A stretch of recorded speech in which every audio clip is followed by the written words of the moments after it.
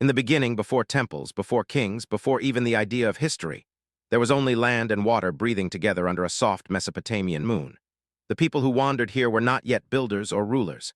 They were quiet travelers following animals, seasons, and stars, unaware that this stretch of earth between two great rivers would one day cradle humanity's first cities. Tonight, we walk with them slowly, gently, as the world around them begins to settle. The Tigris and Euphrates were not calm rivers. They shifted, twisted, flooded, and disappeared without warning. But in their unpredictability, they carried an astonishing gift, life. Each flood left behind a thin layer of dark, mineral-rich soil. To early wanderers, this must have seemed like magic, the ground turning fertile after chaos. Seeds grew faster here. Grass stood taller. Herds gathered. Everything the human mind depended on found a way to flourish. Imagine standing on one of those early riverbanks at night. The air is warm. The sky is wide and unbroken.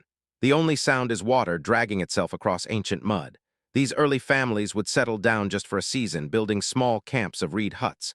But every time they returned, the land welcomed them with more growth, more food, more stability. Slowly, the idea of staying began to take root. Fertility shaped behavior. The earth taught its first lesson. When you stop wandering, you can begin imagining. Campfires became gathering places for stories. Stories became memory. Memory became tradition. And tradition is what holds a society together. In Mesopotamia, this transformation didn't happen in a single moment. It was a gentle unfolding, a quiet realization that people didn't need to chase life anymore. Life was waiting here. As water carved new paths, human thinking did too. These first riverside settlements were small, but they carried within them the blueprint of everything to come. Cooperation, shared labor, communal storage, early problem solving, even the passing down of knowledge, all these seeds took root on the shifting floodplains. And as the rivers shaped the land, they shaped the minds living beside them. Some nights the rivers glowed under the moon, turning silver as they moved. Early farmers would watch their reflection ripple in the water and feel, perhaps for the first time in human history, a sense of belonging to something bigger, a landscape, a pattern, a cycle. This emotional connection to the land is where civilization truly begins. But Mesopotamia had one more lesson to give. Its rivers, generous yet unpredictable, taught people to pay attention, to measure, to predict, to prepare. These simple observations would eventually evolve into writing, mathematics, calendars, and architecture. Not yet, but the first spark was here.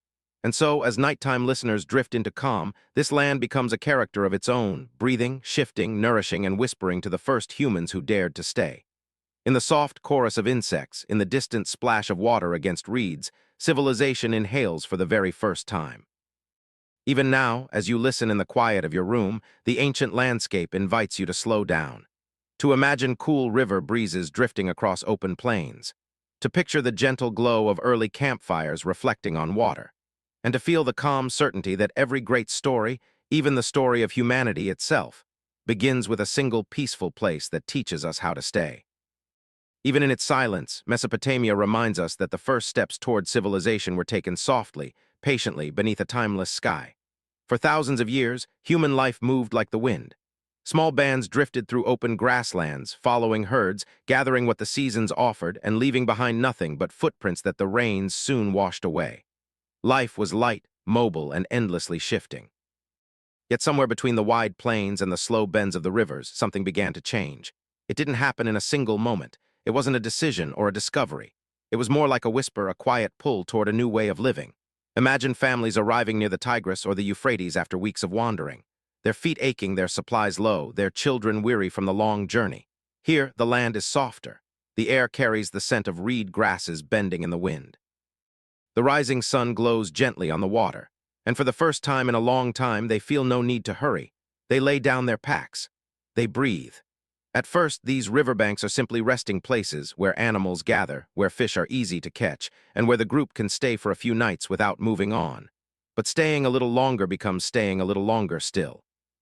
The rivers, with their reliable flow and generous banks, begin to offer something the nomads have never experienced in such abundance: stability. Over time, they notice things. Seeds left behind near their camp begin sprouting weeks later, fresh shoots rising in places where people had cooked, cleaned, or rested. At first, this seems almost magical, as if the earth itself remembers them. But slowly, a realization settles in. The land can be persuaded to grow what they need. A seed, a handful of soil, some water, and patience. This idea alone is enough to change the destiny of humanity. Soon, simple camps turn into seasonal stations, places groups return to year after year, knowing the land will welcome them. The rivers flood and retreat, leaving behind soil so rich and dark that plants leap from it with little effort. People begin clearing patches of land. They poke holes in the earth with sticks. They drop seeds intentionally. They wait, watching the sun and following the rhythms of the seasons. When the plants rise again, stronger and more numerous, it feels like a quiet miracle. With the promise of food growing from the land itself, something profound shifts inside the human heart. The old instinct to wander begins to soften. For the first time, people imagine the idea of roots, not the ones in the soil, but the ones inside themselves. A place where children can grow up without constant movement. A place where the elderly can rest. A place where memories can gather like stones in a riverbed. And so the first villages form, nothing grand, just clusters of huts shaped from mud, reeds, and branches.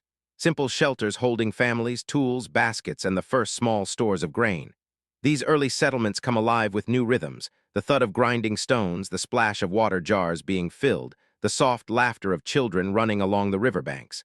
Life becomes predictable. And predictability becomes comfort. People begin taming animals. They notice which plants grow best, which fields flood gently, and which dried river channels hold moisture longest after the rains. Knowledge accumulates quietly across generations. Parents teach children. Children grow into adults who refine the methods, and the methods grow into traditions. This shift, from wandering to staying, is one of the most delicate turning points in human history. It didn't end the nomadic spirit entirely, but it planted a different seed inside us. The idea that home could be more than a fire for the night, that it could be a place that endures, a place that grows with you. Here, along the rivers of ancient Mesopotamia, humanity took its first soft steps toward permanence, and nothing would ever be the same again. As the rivers rose and fell through the seasons, early settlers watched them with quiet attention. Life along the Tigris and Euphrates moved gently, yet with a kind of rhythm that invited observation. People began to notice patterns, how certain grasses returned every year after the floods, how different patches of earth held moisture longer, and how the smallest changes in timing could make the difference between an abundant harvest and an empty basket. At first, these discoveries weren't grand or revolutionary. They were simple, almost accidental. Someone dropped a handful of seeds near a hut, and weeks later a green cluster appeared. Another person noticed that grains taken from the healthiest plants seemed to grow stronger than those from weaker stalks.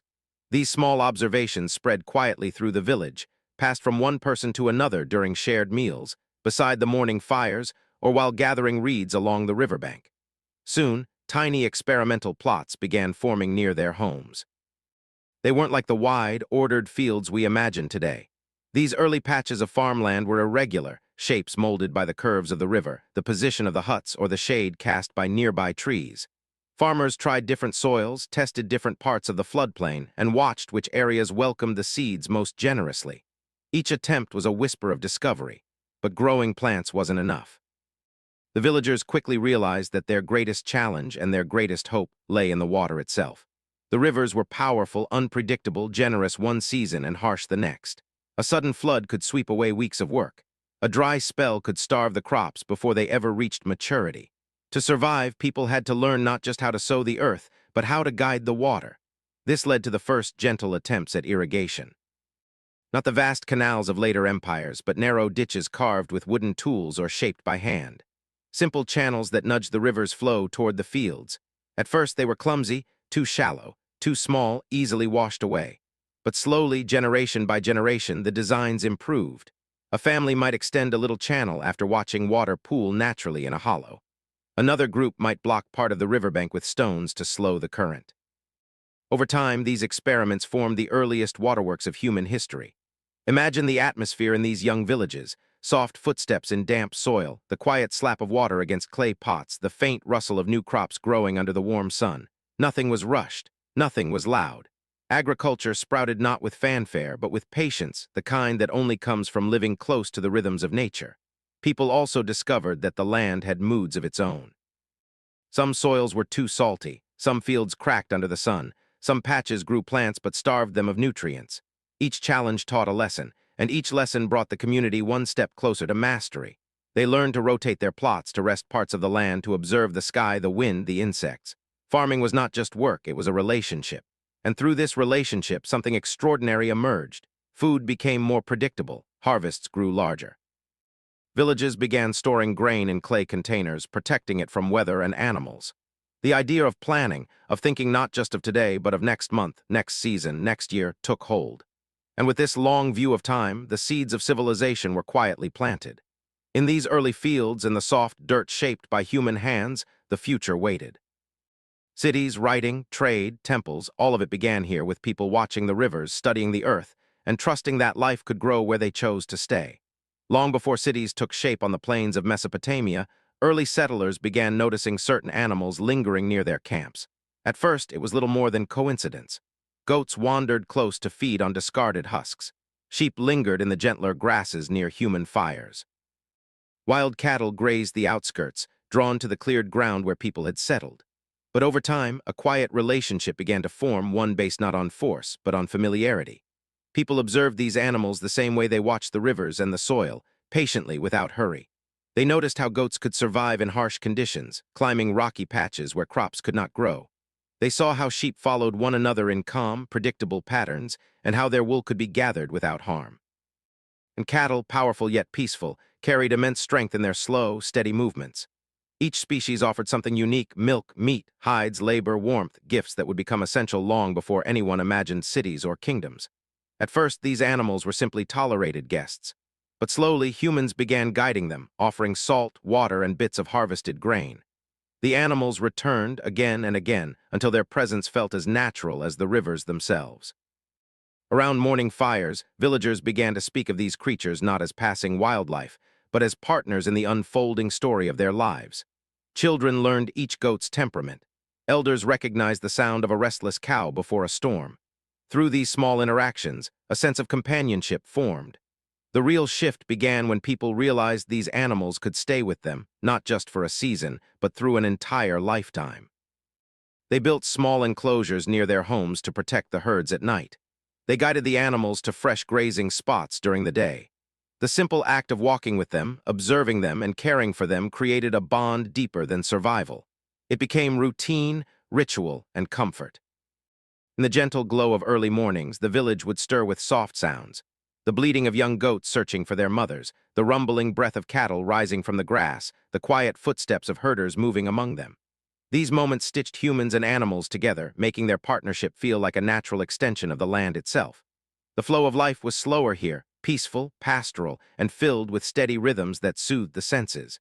But these partnerships were more than emotional. They began shaping the practical world around the settlers. With cattle, people could pull heavier loads, move stones, and break the earth for planting. Goats provided milk even when crops failed. Sheep gave wool, allowing families to craft warm clothing and blankets that protected them through seasons of harsh winds. This stability, this new sense of dependability, allowed villages to grow confidently, knowing they were supported by both the earth and the animals they lived beside. Even belief began to shift. As humans watched animals closely, they saw patterns in their behavior that seemed tied to nature itself. They noticed when birds flew low before rain, when cattle grew restless before floods, when sheep huddled tightly before cold nights. These signs wove their way into myths and early spiritual thought. Animals were no longer just providers. They became symbols, guides, and companions that reflected the mysteries of the natural world. Through these early relationships, life in Mesopotamia became richer and more complex. Agriculture had given people roots, but animals gave them momentum. Together, the fields and the herds formed a delicate balance, one that made larger communities possible. Food could be stored, tools could be transported, and the daily workload could be shared. In these gentle, pastoral beginnings, the foundation of future cities quietly took shape. And as the sun set each evening over the calm plains, humans and animals settled together, a partnership that would carry civilization into its next chapter, step by slow and steady step. As the early settlers of Mesopotamia tended their fields and guided their herds beneath the soft shimmer of starlight, something remarkable was happening, something that would eventually reshape the entire human story.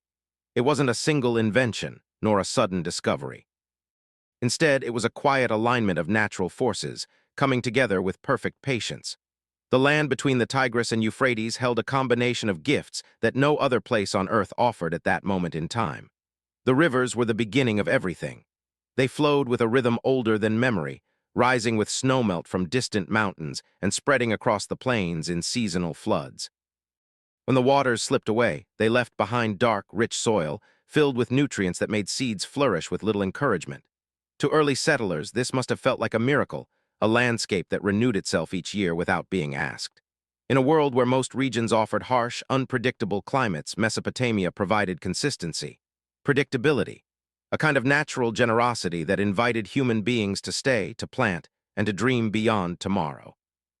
But the rivers didn't only nourish the soil. They also created pathways, long, gentle routes stretching across the land like open invitations. Boats could glide along their surfaces, carrying goods, stories, and ideas from one settlement to another. This movement allowed communities to connect instead of remaining isolated. People could share tools, grains, and new techniques. And slowly, a sense of regional belonging began to form, as if the entire river valley breathed together. The climate, too, played its part. Mesopotamia sat in a zone where winters were mild, summers were long, and growing seasons stretched far beyond what early farmers had known in colder lands. There was enough rain to support life, but not so much that floods became uncontrollable. It was a balance, delicate, imperfect at times, but still far more forgiving than the rugged landscapes humans had wandered before. This balance gave people the freedom to experiment, to observe, and to take risks without fear of losing everything. Then there was the soil itself, a gift shaped by thousands of years of drifting minerals, sediments, and slow river movements. When early settlers pressed their hands into it, they felt not just earth but potential. Seeds responded quickly, sending roots deep into the nourishing layers. Fields multiplied, surpluses appeared, and with those surpluses came something entirely new: time. Time to think, time to trade, time to build homes that lasted longer than a single season. This abundance also changed relationships between people. Villages were no longer just temporary shelters from the wind. They became places where memories stayed, where generations could grow up knowing the same trees, the same bend in the river, the same morning sounds of animals waking in the fields. As food became more reliable, populations grew, networks of communities formed, rituals deepened. The idea of place became more than geography, it became identity. All these forces, the soil, the rivers, the climate, the gentle cooperation between humans and animals, were like threads weaving a tapestry. One that guided humanity away from wandering and into something far more structured, something ambitious, something permanent. And so, slowly and quietly, Mesopotamia became the world's first cradle of civilization. Not because its people were destined for greatness, but because the land itself offered the perfect conditions for greatness to begin. Here, humanity learned that it could shape the world, not just adapt to it. Here, the idea of building something larger than a village first took root. As this chapter closes, the horizon begins to shift. The small settlements along the rivers will soon transform. Paths will become roads. Villages will swell into towns. And from those towns will rise the earliest cities, places filled with innovation, conflict, wonder, and the first sparks of everything we now recognize as civilization. If you close your eyes and let the night settle around you, you can almost imagine the quiet outline of Eridu emerging through the darkness. Today it exists only as a scattering of ruins on a lonely stretch of Mesopotamian earth, silent, worn, unassuming. Yet thousands of years ago, long before the world spoke of cities or kingdoms or written laws, Eridu rose here like a gentle heartbeat in the desert. It was small by modern standards, nothing more than layers of mud brick homes, shrines, and winding canals. But to the people of its time, it was unlike anything humanity had ever attempted. The story of Eridu begins near the southern edge of Mesopotamia, where the Tigris and Euphrates once drifted toward the Persian Gulf in shifting branches. The land was marshy, fertile, and rich with reeds, fish, and clay, all the ingredients for early settlement. But Eridu wasn't simply a village that grew comfortable and expanded. It was something more intentional, more symbolic. People didn't just arrive here because the land fed them. They came because this place felt touched by something greater. At the center of early Eridu stood a temple, modest at first, little more than a raised mud brick platform. Over countless generations, this platform was rebuilt again and again, each version rising a little higher, a little grander, as if the people believed they were slowly lifting their hopes toward the sky. This temple, dedicated to Enki, the ancient god of water and wisdom, became the heart of the settlement. When the morning sun rose, it caught the edges of the temple's smooth bricks, warming the city with light that glowed softly across the marshes. People brought offerings here, whispered prayers here, and slowly built their entire livelihood around this sacred space. Life in Eridu was quiet, rhythmic, and deeply tied to the cycles of water. Small canals stretched outward like veins, guiding the marshes into manageable flows that nourished gardens and fields. Homes were simple, low-mud brick structures with cool interiors that sheltered families from the heat of the day. Narrow pathways wove between them, carrying the soft footsteps of fishermen returning with nets, potters shaping wet clay, and women grinding grain beneath the morning light. But the true mystery of Eridu wasn't its temple or its canals. It was the way people gathered here in numbers that no earlier settlement had ever seen. What drew them? Was it the spiritual pull of the temple, the abundance of fish and fertile soil, the safety of living together in a place where tradition grew stronger with each generation? Or perhaps something else, something that made the earliest humans feel that here, life could become bigger than a wandering tribe and deeper than a seasonal camp. Eridu was more than a place. It was an idea taking shape. The idea that humans could live in close proximity, share resources, organize tasks, and build permanent structures that outlasted a single lifetime. It was here that people first stood still long enough to imagine a future that extended beyond their own years. Here that they first experienced the strange comfort and challenge of true community. As night settles over the ancient ruins now, the wind whispers through the broken walls, carrying echoes of a past that refuses to fade. The canals have vanished, the temple has sunk into the earth, and the homes have returned to dust. Yet the spirit of Eridu, the quiet courage of humanity's first steps toward city life, remains. And as we drift deeper into this chapter, another question rises. If Eridu was the beginning, what came next? How did one humble cluster of homes inspire the birth of whole civilizations? Imagine the faint flicker of torchlight across a quiet city, where shadows stretch along narrow streets and mud brick walls glow softly in the evening air.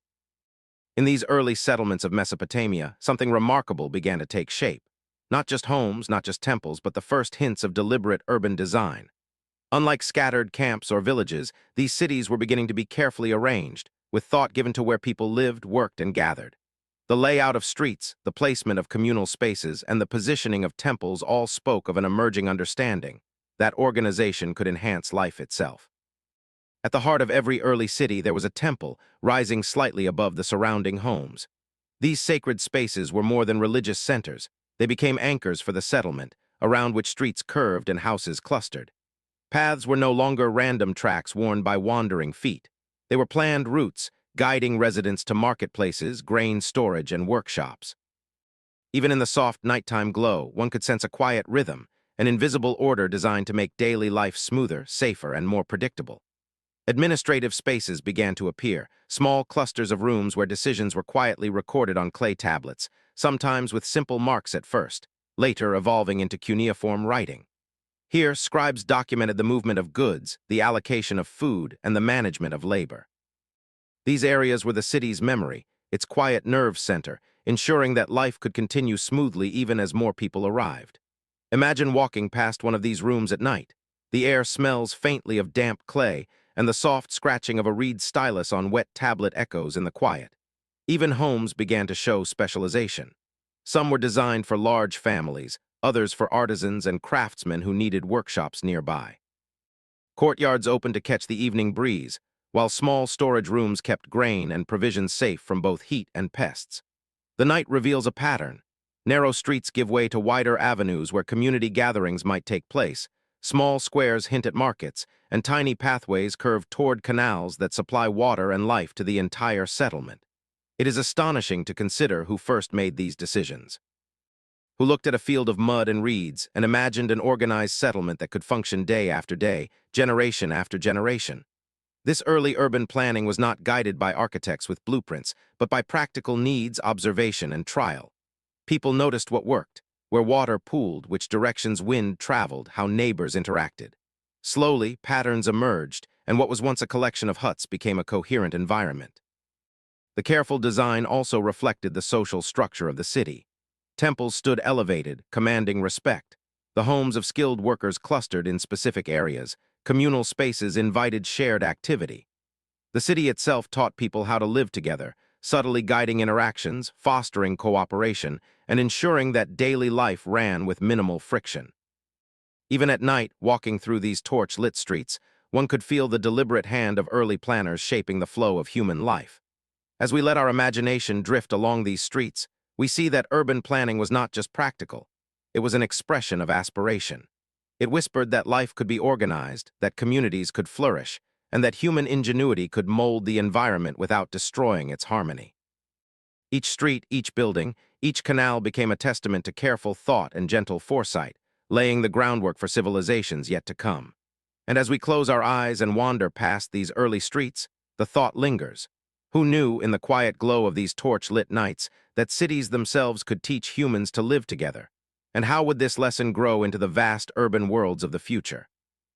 As the torch-lit streets of early Mesopotamian cities stretched into the evening, a quiet transformation unfolded among the inhabitants. No longer did everyone need to farm, hunt, or gather food for survival. The emergence of permanent settlements allowed humans to explore specific talents and skills, giving rise to the first recognizable jobs.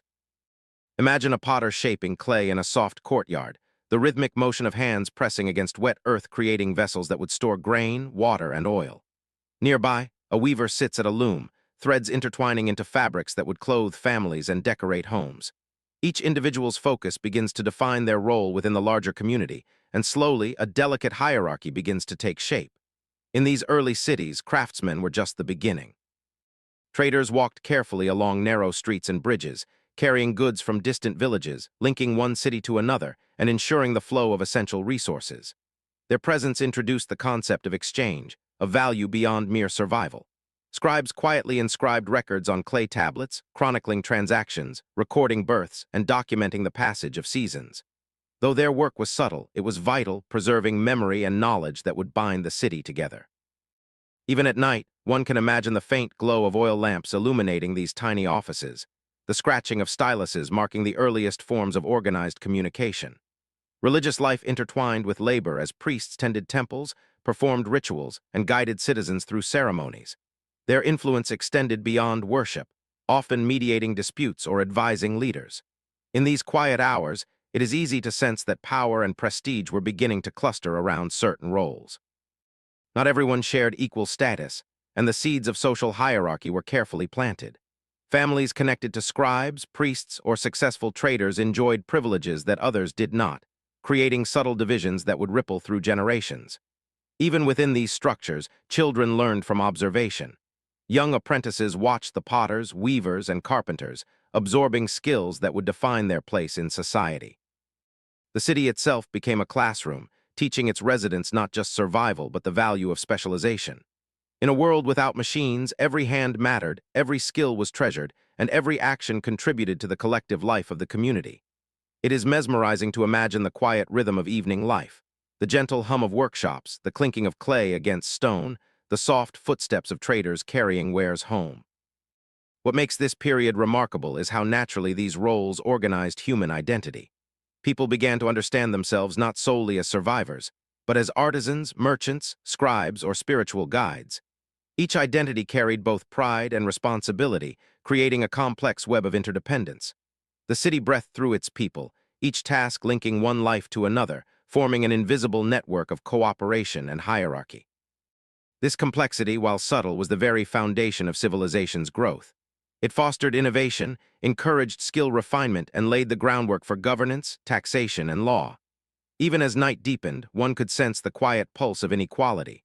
Some lived with comfort near the temples and administrative halls, others toiled on the outskirts, their work essential yet overlooked. The city taught its residents lessons in both opportunity and limitation, showing that human ambition often coexists with social stratification. Yet this early structure also allowed dreams to flourish. A skilled artisan might gain recognition, a clever trader might rise in influence, and knowledge could be preserved for future generations. The city, in essence, became a living organism, where specialization and hierarchy created both order and aspiration. And as we drift through these quiet streets, the thought lingers. In a world without machines, how did people shape society with their hands, their skills, and their roles? And in doing so, how did they quietly craft the first threads of civilization, linking labor, identity, and hierarchy into a tapestry that would endure for millennia? As twilight settled over the mud-brick walls of Mesopotamian cities, a quiet rhythm of life emerged. The streets, once bustling with daytime labor, softened under the warm glow of oil lamps. Market stalls closed one by one, yet the aroma of freshly baked bread lingered in narrow alleys. Families gathered around low wooden tables, sharing evening meals of barley porridge, roasted fish, or lentils simmered in fragrant herbs. Children played quietly near doorways, their laughter muted by the thick walls, while elders told stories of distant rivers, heroic ancestors, or the whims of gods who watched over the city. This was a world alive with both routine and intimacy, a city breathing gently as its inhabitants settled into the quiet hours. Homes, simple yet carefully organized, reflected daily life with surprising thoughtfulness. Small courtyards hosted water jars and cooking hearths, while woven mats provided comfortable spots for conversation and rest. Women moved with practiced grace, tending to cooking, weaving, and the occasional household animal, while men finished the day's tasks, checking storage for grain or repairing simple tools. The city was alive in these small, intentional motions, each household a tiny universe, each routine a thread in the larger fabric of urban life. Even the simple act of sweeping dust from the doorway or arranging clay jars created a sense of order and comfort, and for late-night listeners, it is easy to imagine the gentle sounds that punctuated the evening. Markets, though quieting, still held traces of daily energy. Vendors carefully secured wares, their voices soft as they reminded buyers to return soon. Barley, dates, and fish were stacked neatly, waiting for the next day's trade. The aroma of spices and baked goods hung in the air, blending with the earthy scent of the Tigris and Euphrates flowing nearby. Nighttime brought a sense of pause, a contrast to the relentless motion of labor, offering residents time to reflect on the day and enjoy the simplicity of familiar surroundings. In these quiet streets, one can almost hear the faint footfalls, the rustling of animals, and the distant murmurs of a city settling in for the night. Evening rituals added a spiritual layer to daily life. Families might light small fires to honor household gods or offer simple prayers for health and protection. Children watched attentively, absorbing the customs that would guide them for years to come. Temples on elevated terraces glowed faintly in the distance, their presence a reminder that the city was not just a place of work, but also of belief and reflection.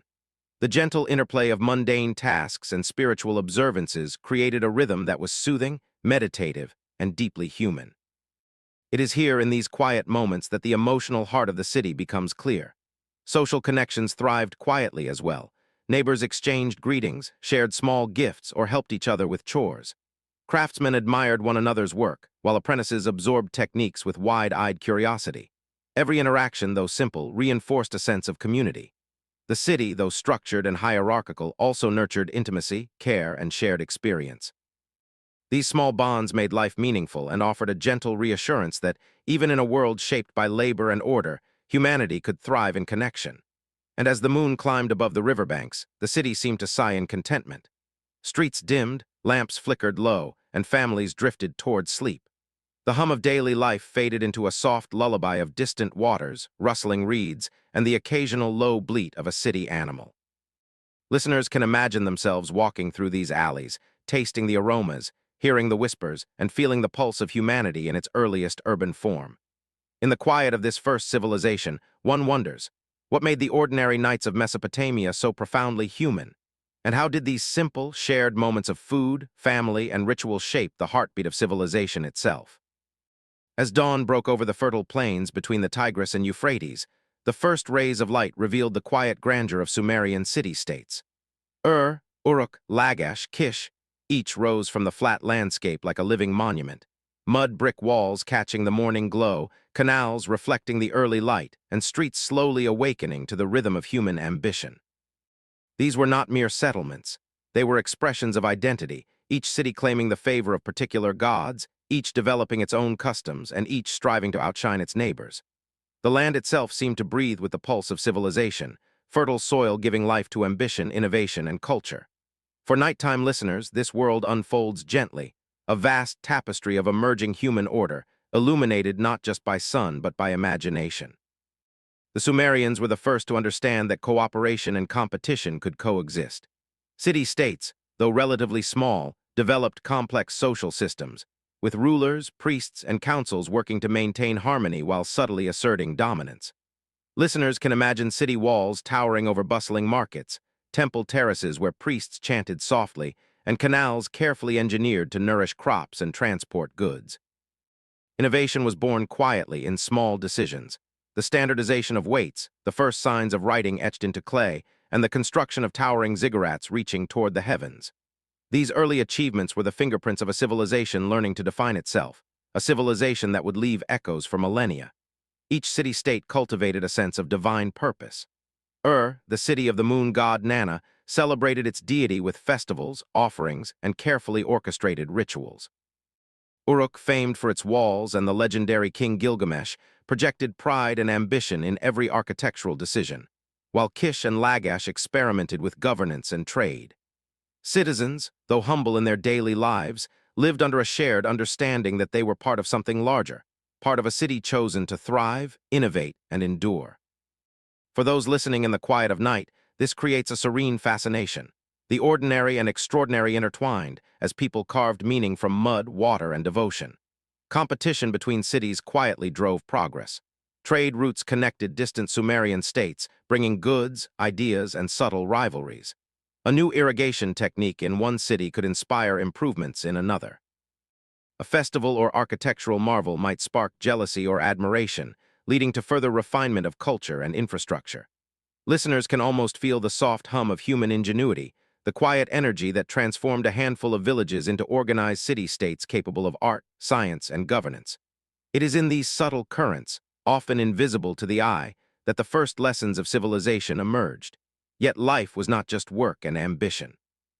Daily routines, family bonds, and cultural expressions flourished within the walls of these city-states. Children ran along canal banks, women wove baskets and prepared bread, and men repaired tools or tended livestock. Temples, markets, and homes all hummed with a gentle rhythm, a combination of human endeavor and natural abundance. The early Sumerians found beauty in routine, in repetition, and in the soft interplay between human activity and the generous landscape. For night listeners, these moments offer calmness alongside curiosity, a sense that civilization itself is a story unfolding, slow and deliberate. And so, in this quiet morning light, one might ask, why did these small cities, each with its unique character and divine patronage, become the epicenter of human progress? And what was it about this patchwork of canals, temples, and walls that made Sumer such a fertile ground for innovation, laying the foundations for all civilizations to follow? Here, at the dawn of city-states, humanity took its first conscious steps toward organized society, a world where identity, pride, and ambition were carefully woven into the very bricks of the earth. As night falls softly over the vast plains of southern Mesopotamia, the city of Uruk rises quietly in the mind's eye. Its walls, massive and mud brick, stretch across the horizon, enclosing a world brimming with life, purpose, and ambition. For listeners, the scene is calm yet vast. Lanterns flicker along streets, canals reflect the soft glow of torches, and the gentle murmur of a thriving population fills the night air. Uruk was not just a city. It was perhaps the world's first megacity, a place where tens of thousands of people coexisted in an intricate web of labor, devotion, and daily routine. In these quiet moments, imagination can wander through streets alive with motion, and yet steeped in the soft rhythm of human life. The city hums with a balance of the ordinary and extraordinary. Markets bustle during the day, but even in the cool of night, the echoes of haggling, laughter, and footsteps linger. Temples rise above the city like gentle sentinels, their ziggurat towers reaching skyward, marking Uruk as a place of divine favor. Within these sacred spaces, priests chant softly, offering prayers to Inanna, the goddess of love and war. Kings and rulers oversee administration and protection, ensuring the canals, streets, and homes maintain harmony. Even in a world thousands of years removed, one can feel the pulse of Uruk, a delicate balance between human ambition and natural order, a city striving to leave its mark on history.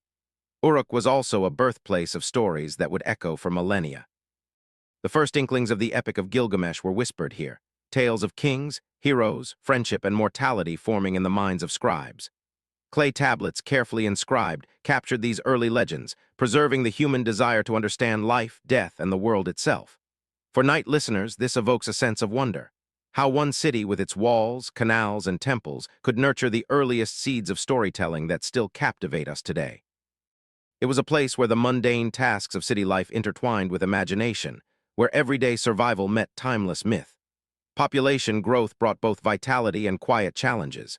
Streets teemed with craftsmen, traders, bakers, and laborers, each contributing to the steady hum of city life. Water flowed through canals, carrying sustenance and facilitating trade, while courtyards and homes echoed with conversation and laughter. Families, neighbors, and strangers coexisted, navigating the rhythm of their shared environment. In the calm of night, these interactions become a soft tapestry of human connection, offering a serene yet vivid portrait of life in one of history's earliest urban giants.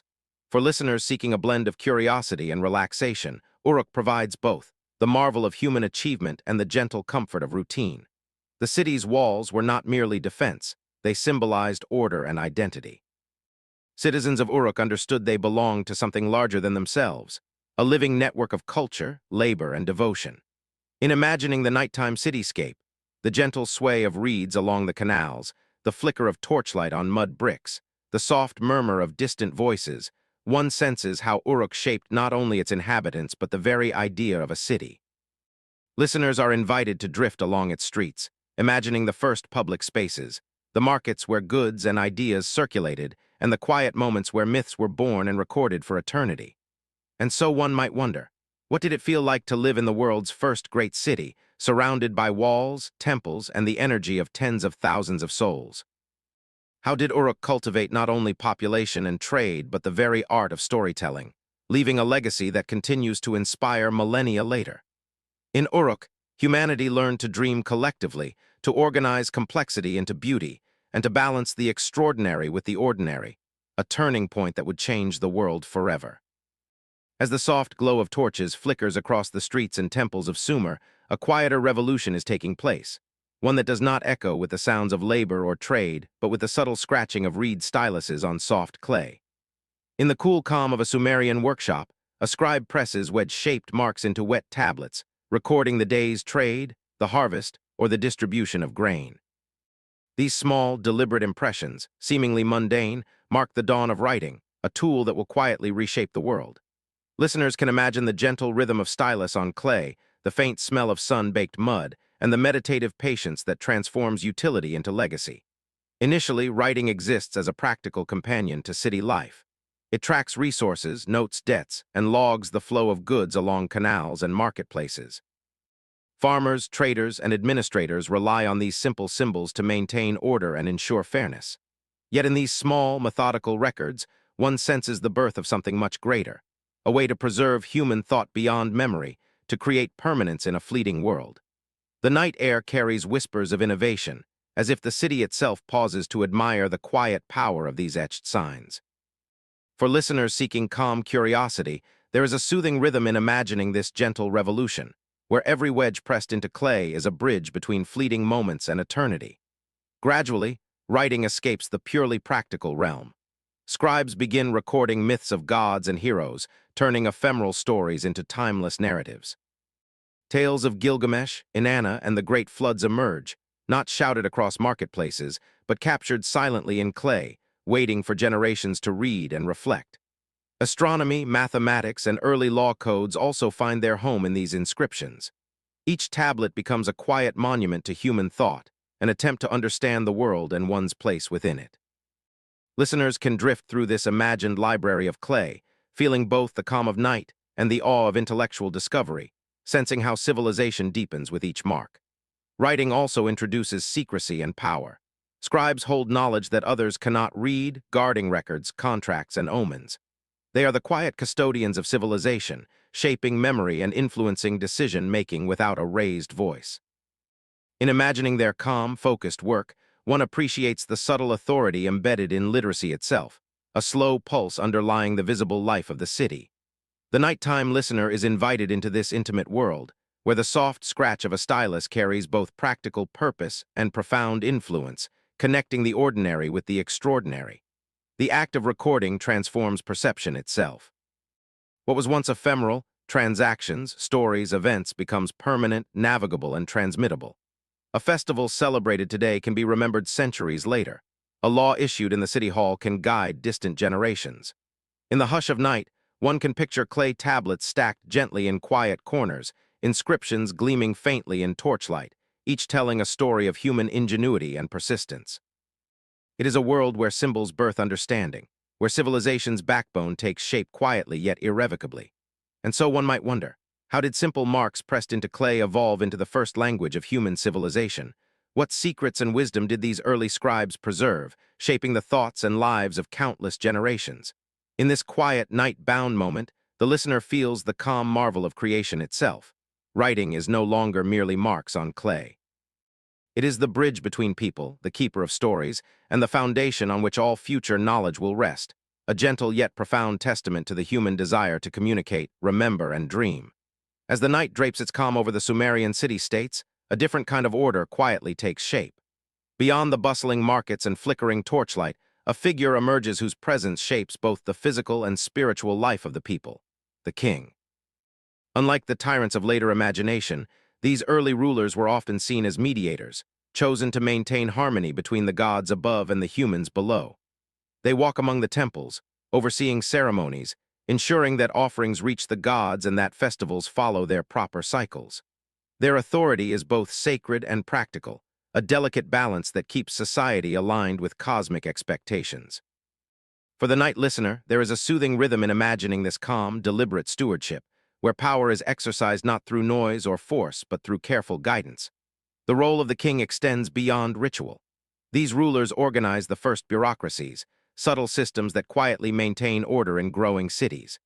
Taxation, labor distribution, and resource management are recorded, monitored, and adjusted, often through the same clay tablets that hold stories and laws.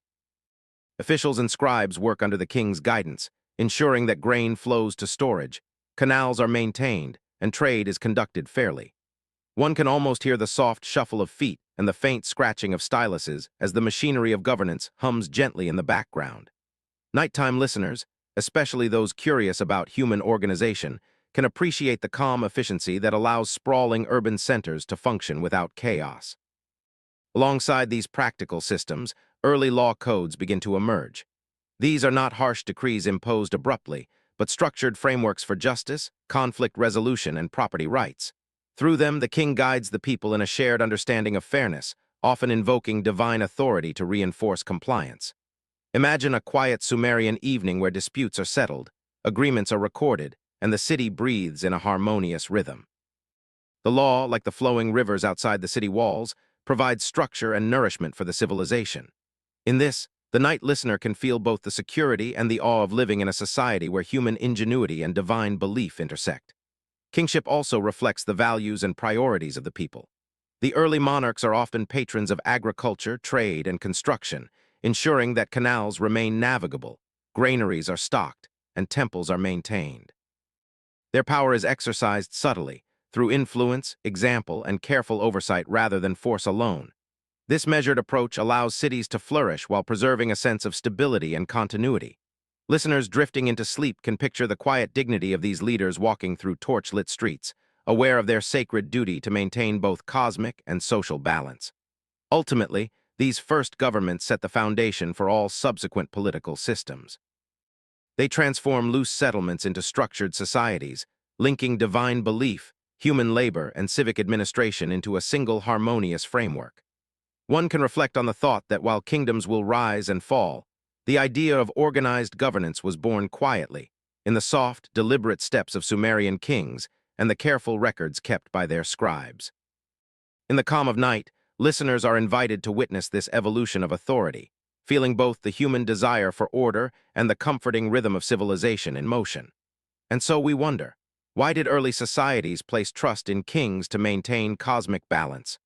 How did these first systems of government manage the complexities of growing cities, long before modern institutions existed? In this gentle contemplation, the listener can feel the emergence of order, law, and leadership, the invisible threads that hold the Sumerian city-states together, and quietly shape the course of human history.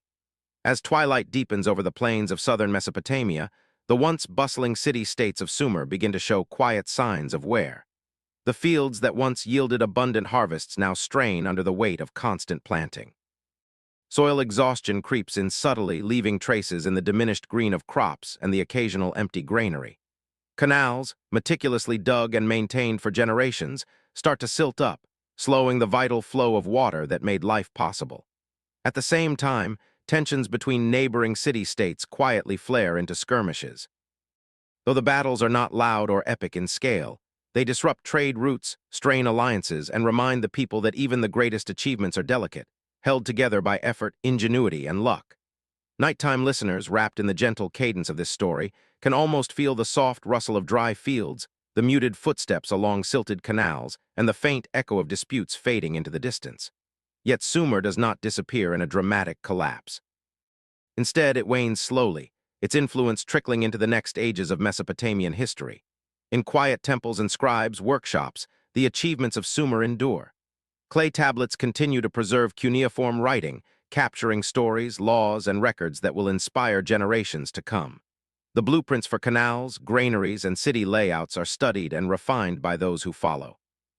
Even as political power shifts and walls crumble, the ideas that first made these cities remarkable, organization, record-keeping, and structured governance, persist. For the night listener, there is a comforting continuity here. Civilization's legacy is not defined solely by its physical presence, but by the invisible threads of thought, innovation, and culture it passes forward. Sumer's decline is also a meditation on the natural rhythms of human societies. Climate changes, floods, and the depletion of fertile land remind us that even the most vibrant human creations exist within the context of nature's cycles. Farmers notice the soil's diminishing strength, artisans feel the scarcity of materials, and rulers contend with growing uncertainty. Yet within these challenges, Sumerian society adapts in small, deliberate ways, repairing canals, trading more carefully, documenting rules and transactions with increasing precision. For those listening in the quiet of the night, these subtle adjustments feel almost like breathing, a steady, persistent effort to hold life and knowledge together in the face of inevitability. Even as Sumer recedes from political dominance, its influence spreads quietly across Mesopotamia. Neighboring peoples, including the Akkadians, observe and absorb the wisdom of city layouts, trade networks, and religious rituals. The framework of government, with its organized bureaucracy and law codes, becomes a template for successors. Writing, once developed to track grain and trade, now carries epic tales, astronomical records, and medical knowledge. Markets, temples, and canals, though worn by time, provide the architectural and social blueprints for the civilizations that follow. Night listeners can drift into thought, imagining the gentle hum of continuity, knowledge passing silently from one generation to the next, shaping human experience long after the original builders are gone. Ultimately, Sumer teaches that greatness is measured not only by walls or armies, but by the endurance of ideas. It is a civilization that fades from prominence yet refuses to vanish entirely. In this soft reflection, we begin to see the threads that connect Sumer to the rise of the Akkadian Empire and to every subsequent chapter in human history. The night grows deeper, and the story settles like soft dust over the land, leaving a sense of both melancholy and wonder. We are left to ponder quietly. How does a civilization fade without ever truly dying? Which elements of Sumer, writing, law, urban planning still shape our world today? In these reflections, the listener drifts gently towards sleep, carrying the calm knowledge that even in decline, Sumer's ideas endure, quietly guiding the course of humanity toward new empires and stories yet to unfold.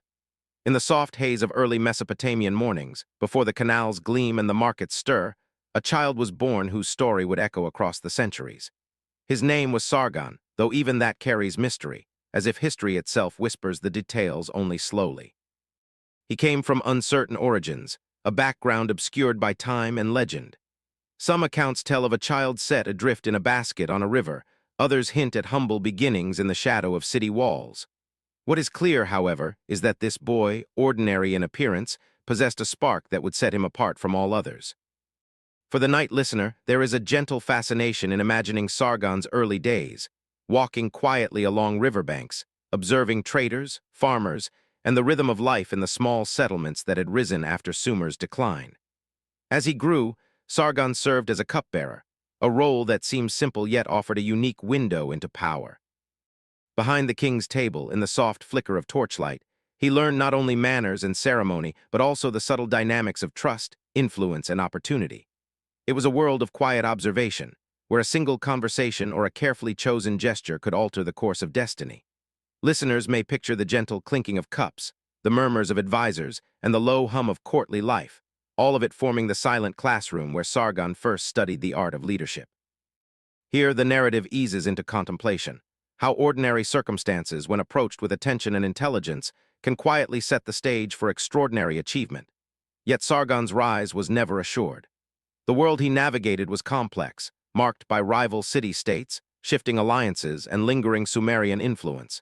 He needed not only courage but vision, patience, and an uncanny ability to sense the currents of power before they became visible. For the listener reclining at night, the story unfolds like a soft dream. The boy who once held cups now walks the streets of Akkad, quietly observing, learning, and waiting for the right moment to act. The magic lies not in sudden heroics, but in the slow accumulation of knowledge, reputation, and strategy. Sargon's journey feels almost cinematic in its subtlety, each step deliberate, each decision a ripple in the waters that will eventually cover Mesopotamia. Sargon's first moves toward greatness were measured. He gathered allies, built a loyal following, and navigated the delicate balance between diplomacy and ambition. His rise reminds us that empires are rarely born from brute force alone. They are crafted through human insight, timing, and the ability to see opportunities where others see only routine.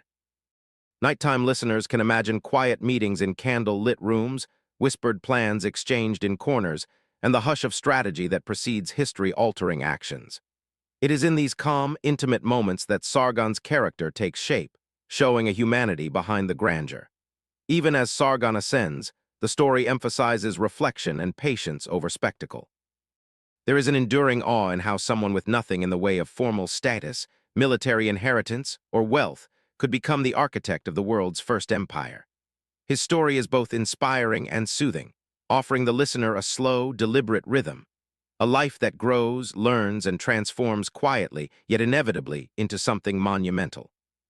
By the end of this section, Sargon stands not only as a ruler, but as a symbol of human potential, the embodiment of persistence, vision, and subtle brilliance. It is the calm yet powerful heartbeat of the Akkadian Empire, ready to pulse through the centuries. As the night deepens, one question lingers softly in the mind. How did a simple child, drifting in the currents of uncertainty, rise to shape history itself? And in that reflection, the listener drifts closer to rest, carried gently by the story of Sargon, the man who rose from nothing to command the first empire the world had ever seen. In the quiet early mornings along the Tigris and Euphrates, the cities of Sumer stirred in their familiar routines, unaware that a new order was quietly taking shape. Sargon of Akkad, now recognized as a figure of calm authority, was orchestrating something unprecedented, the unification of dozens of fiercely independent city-states. This was not a tale of sudden conquest or dramatic battle cries, but of subtle strategy, careful negotiation, and meticulous planning. For the listener lying in bed, the story unfolds gently, like a slow sunrise over the fertile plains, showing the quiet power of organization and vision. Sargon's approach relied as much on communication as on force. Messengers traveled along canals and dirt roads, carrying instructions, decrees, and reassurances. They moved slowly through dusty streets and along riverbanks, yet each message strengthened the sense of cohesion. In these early days, empire was not measured in soldiers or flags, but in networks, trust, and the ability to transmit authority across distances. Imagine a world where the pulse of governance depended on couriers riding through silent streets, delivering carefully considered plans that would bind cities together without the need for chaos or loud conflict. This vision of power is both calming and extraordinary. At the heart of this unification was a careful balancing of local traditions with centralized oversight. Each city retained its unique identity, temples, and customs, yet acknowledged Sargon's guidance as the invisible thread tying them together. Nighttime listeners can picture serene riverbanks where farmers pause in the glow of lanterns, city elders whisper instructions to scribes, and traders coordinate shipments of grain. The scale of this undertaking is staggering, yet it is presented gently, emphasizing the human ingenuity rather than the spectacle of dominance. Sargon's empire was, in many ways, a quiet experiment in harmony, a model of administration that allowed diversity to flourish under a single vision. The logistical challenge of managing this emerging empire was immense. Roads had to be maintained, trade routes monitored, and grain reserves calculated to prevent shortages. Systems of taxation and tribute were implemented with surprising elegance, ensuring that cities contributed to the collective strength without losing their autonomy. For the reflective listener, this moment offers a sense of awe, an empire emerging not from chaos but from deliberate thought, patience, and foresight. Sargon's careful orchestration mirrors the way a river slowly shapes its banks, subtle yet unstoppable. Even as he expanded control, Sargon emphasized symbols of unity and shared identity. The Akkadian language began to travel along with decrees, standard weights and measures helped merchants, and temples remained central to each city's life, subtly reinforcing the idea of common purpose. Nighttime listeners can imagine candle-lit rituals in city squares, soft prayers for prosperity, and the gentle rhythms of life aligning across the empire. It is a vision of quiet power where coordination and trust become the invisible architecture of civilization. By the end of this section, the listener appreciates the scale and sophistication of the first empire in history without ever hearing a clash of swords. Sargon's unification of Sumerian cities demonstrates that power can be exercised through intelligence, foresight, and respect for human rhythms. The mind lingers on the realization that an empire, at its inception, is more than territory. It is networks, ideas, and subtle influence carefully nurtured across land and time. This calm yet profound achievement sets the stage for the enduring legacy of Akkad, allowing the audience to drift into sleep while marveling at the ingenuity of early human organization. As the Akkadian Empire quietly stretched across the fertile plains of Mesopotamia, its influence was not only felt in politics or taxation, but in the subtler, gentler realm of culture. The rhythms of daily life, language, stories, and rituals began to flow beyond city walls, carrying ideas and traditions that would shape generations. Imagine walking along narrow streets at twilight, where families whisper in the new Akkadian tongue, scribes record events in orderly script, and artisans carve symbols that will outlast centuries. Here, culture spreads as softly as the evening breeze, yet with the weight of profound transformation. The Akkadian language became the silent thread connecting distant cities. It was practical, efficient, and surprisingly flexible, allowing people from to Akkad to communicate more easily than ever before. Traders, priests, and officials gradually adopted its words, not out of coercion, but for the simple reason that it facilitated life. Markets hummed with soft conversation as merchants counted grain and traded goods, using Akkadian numerals and terms. In homes, children learned songs and stories in this language, carrying its cadence into dreams. The adoption of a single language, subtle yet pervasive, helped weave disparate communities into a cultural tapestry that felt natural, unforced, and enduring. Art, too, began to reflect a shared aesthetic. Carvings on stone and clay depicted mythic figures and everyday life, blending local styles with newly introduced Akkadian motifs. A gentle eye could trace the evolution of city walls, temple reliefs, and cylinder seals, noticing how patterns traveled quietly from one city to another. Artisans did not merely copy. They innovated, creating a visual language that resonated with the human desire for storytelling, beauty, and identity. The night listener can picture the soft glow of lamps illuminating workshops, hands shaping clay and pressing symbols that encode the values and dreams of a civilization. Stories and myths traveled alongside language and art, shaping belief and imagination. Tales of gods, heroes, and epic deeds were retold in city squares and temple courtyards. These narratives offered explanations for natural events, moral guidance, and a sense of shared history. Unlike tales of conquest or heroism, these stories spread calmly, whispered by storytellers who paused in the fading light to let listeners absorb each line. The gentle cadence of myth reinforced cultural unity, allowing people to feel part of a broader, interconnected world without the pressures of war or hierarchy. Administrative practices carried a quiet, pervasive influence as well. Record-keeping, standardized weights, and legal conventions moved from one city to the next. Scribes maintained inventories, tax records, and grain allocations, embedding new norms into daily life. Citizens may not have noticed the full scope of this innovation, but it subtly shaped expectations, behavior, and governance. In the soft darkness of evening, the scribes' work laid foundations for efficiency, fairness, and coordination that would persist long after Akkad's kings had passed. By the end of this section, listeners sensed the true power of Akkadian influence. It was not only through armies or borders, but through language, art, story, and administration. Civilization itself expanded gently, like ripples across calm water, connecting diverse people through shared culture and daily practice. The empire's softer imprint proves that human societies are as much built through ideas, relationships, and rituals as through walls and conquests. This understanding provides the audience with a sense of awe, calm curiosity, and reflection, allowing the mind to wander comfortably toward sleep while absorbing the quiet brilliance of the Akkadian Empire. As the sun sets over the broad plains of Mesopotamia, a new figure rises quietly into history: Naram-Sin, grandson of Sargon. Unlike his grandfather, whose power was measured in city walls and the movement of armies, Naram-Sin's reign carried a subtler yet profound transformation. He dared to step beyond the human role of king and declare himself divine, a bridge between gods and mortals. Imagine the quiet corridors of his palace, where priests and advisors whisper in awe, and the citizens look up at their ruler with both reverence and cautious curiosity. Here, the human heart meets ambition, and the very identity of the empire begins to shift. Declaring himself a god was not merely a title, it was a psychological revolution. Naram-Sin's belief reshaped expectations and the culture of leadership itself. People began to perceive power not only in the commands a ruler gave, but in the sacred aura surrounding him. Ceremonies, rituals, and visual symbols all reflected his divine status. Reliefs show him taller than soldiers, trampling enemies with calm authority, helmet adorned like the sun itself. Yet the focus here is not on conquest, but on the subtle emotional currents, the awe, the wonder, and even the unease of living under someone who embodies both human and divine.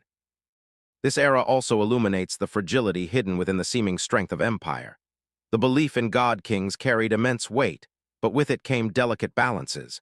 Advisors and priests mediated between celestial expectations and earthly realities. The common people navigated their daily lives, trading grain, tending animals, tending temples, while aware that their rulers' decisions carried cosmic significance. The empire thrived in administrative brilliance and cultural cohesion, but every choice felt intensified by the spiritual lens through which it was seen. It was an age where ambition and belief intertwined in ways both inspiring and precarious. Naram-Sin's divine claim also altered the empire's identity on a broader scale. City-states once independent now shared a central spiritual narrative. Citizens could envision their lives as part of a grander, divinely guided story. Festivals and temple rituals reinforced connection, binding individuals to the empire through shared or rather than mere obligation. In quiet moments, one can imagine families recounting tales of the god-king to children, instilling pride, caution, and curiosity all at once. The effect was a soft yet pervasive shaping of societal consciousness, embedding divine kingship into the culture and imagination of Akkad. Yet amid reverence, a subtle tension lingered. Divine status could not shield a king from human limits. Rebellion, natural disaster, or the slow erosion of influence reminded all that power, even if consecrated, is fleeting. Naram-Sin's reign, while extraordinary, serves as a meditation on ambition, belief, and the balance between awe and fragility. Listeners can feel the quiet majesty of the era while sensing the delicate thread upon which empire and identity rested. By the end of this section, the audience is gently enveloped in the unique aura of the god-king era. They have glimpsed how human ambition, when entwined with the divine, reshapes culture, expectation, and even the imagination of an entire people. The story unfolds not with the clang of swords, but in the quiet, reflective spaces between power and belief, allowing the mind to drift, captivated by the philosophical depth of history while easing into calm contemplation. The Akkadian Empire, once the heartbeat of Mesopotamia, gradually softened in strength, like a river slowing after a long journey. From its peak under Sargon and Naram-Sin, the empire had stretched across countless city-states, bound together by law, language, and belief in divine kingship. Yet even the most carefully crafted empires are fragile. Over decades, subtle forces began to strain the cohesion that had seemed unbreakable. Imagine quiet plains and sunlit fields, now dotted with empty villages, canals slowly silting, and traders pausing in uncertain roads. The empire's pulse slowed, not with a sudden clash of armies, but with the gentle erosion of stability over time. Environmental change whispered first. The Tigris and Euphrates, which had nourished the first cities, began to falter. Records and clay tablets hint at unpredictable floods and periods of drought. Fields that once yielded plentiful grain now struggled to sustain the population.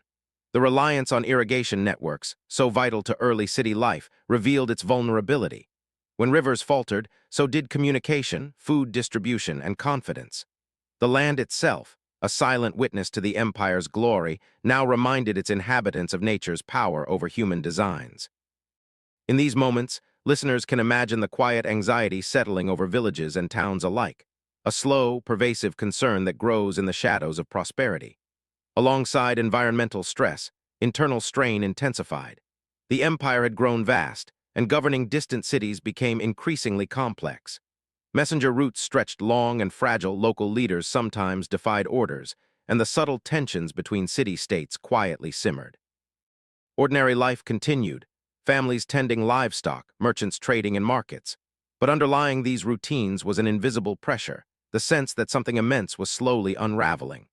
The psychological weight of maintaining divine authority across a sprawling population added another layer, as citizens and rulers alike navigated expectations too vast for any one person or system to fulfill. In addition, the Akkadian state faced external threats. Nomadic groups and neighboring powers probed borders and challenged authority. Unlike the dramatic clashes often imagined, these pressures were gradual, persistent, and quietly destabilizing. Cities that had once sent tribute willingly began to resist. Alliances frayed as practical concerns over survival and local power took precedence. The empire's military, once a symbol of unity and might, found itself stretched across miles of uncertain terrain, often reacting rather than commanding. Through calm imagery, listeners can feel the creeping tension, the sense of power fading not with chaos but with inevitability. And yet, even as the empire waned, its legacy remained. Cultural and administrative innovations did not vanish with the fall of Akkad. Writing, irrigation techniques, urban organization, and the memory of ambitious rulers endured, seeding ideas that would blossom in Babylon and beyond. The echo of divine kingship, sophisticated administration, and early empire building carried forward, whispering through time to later generations.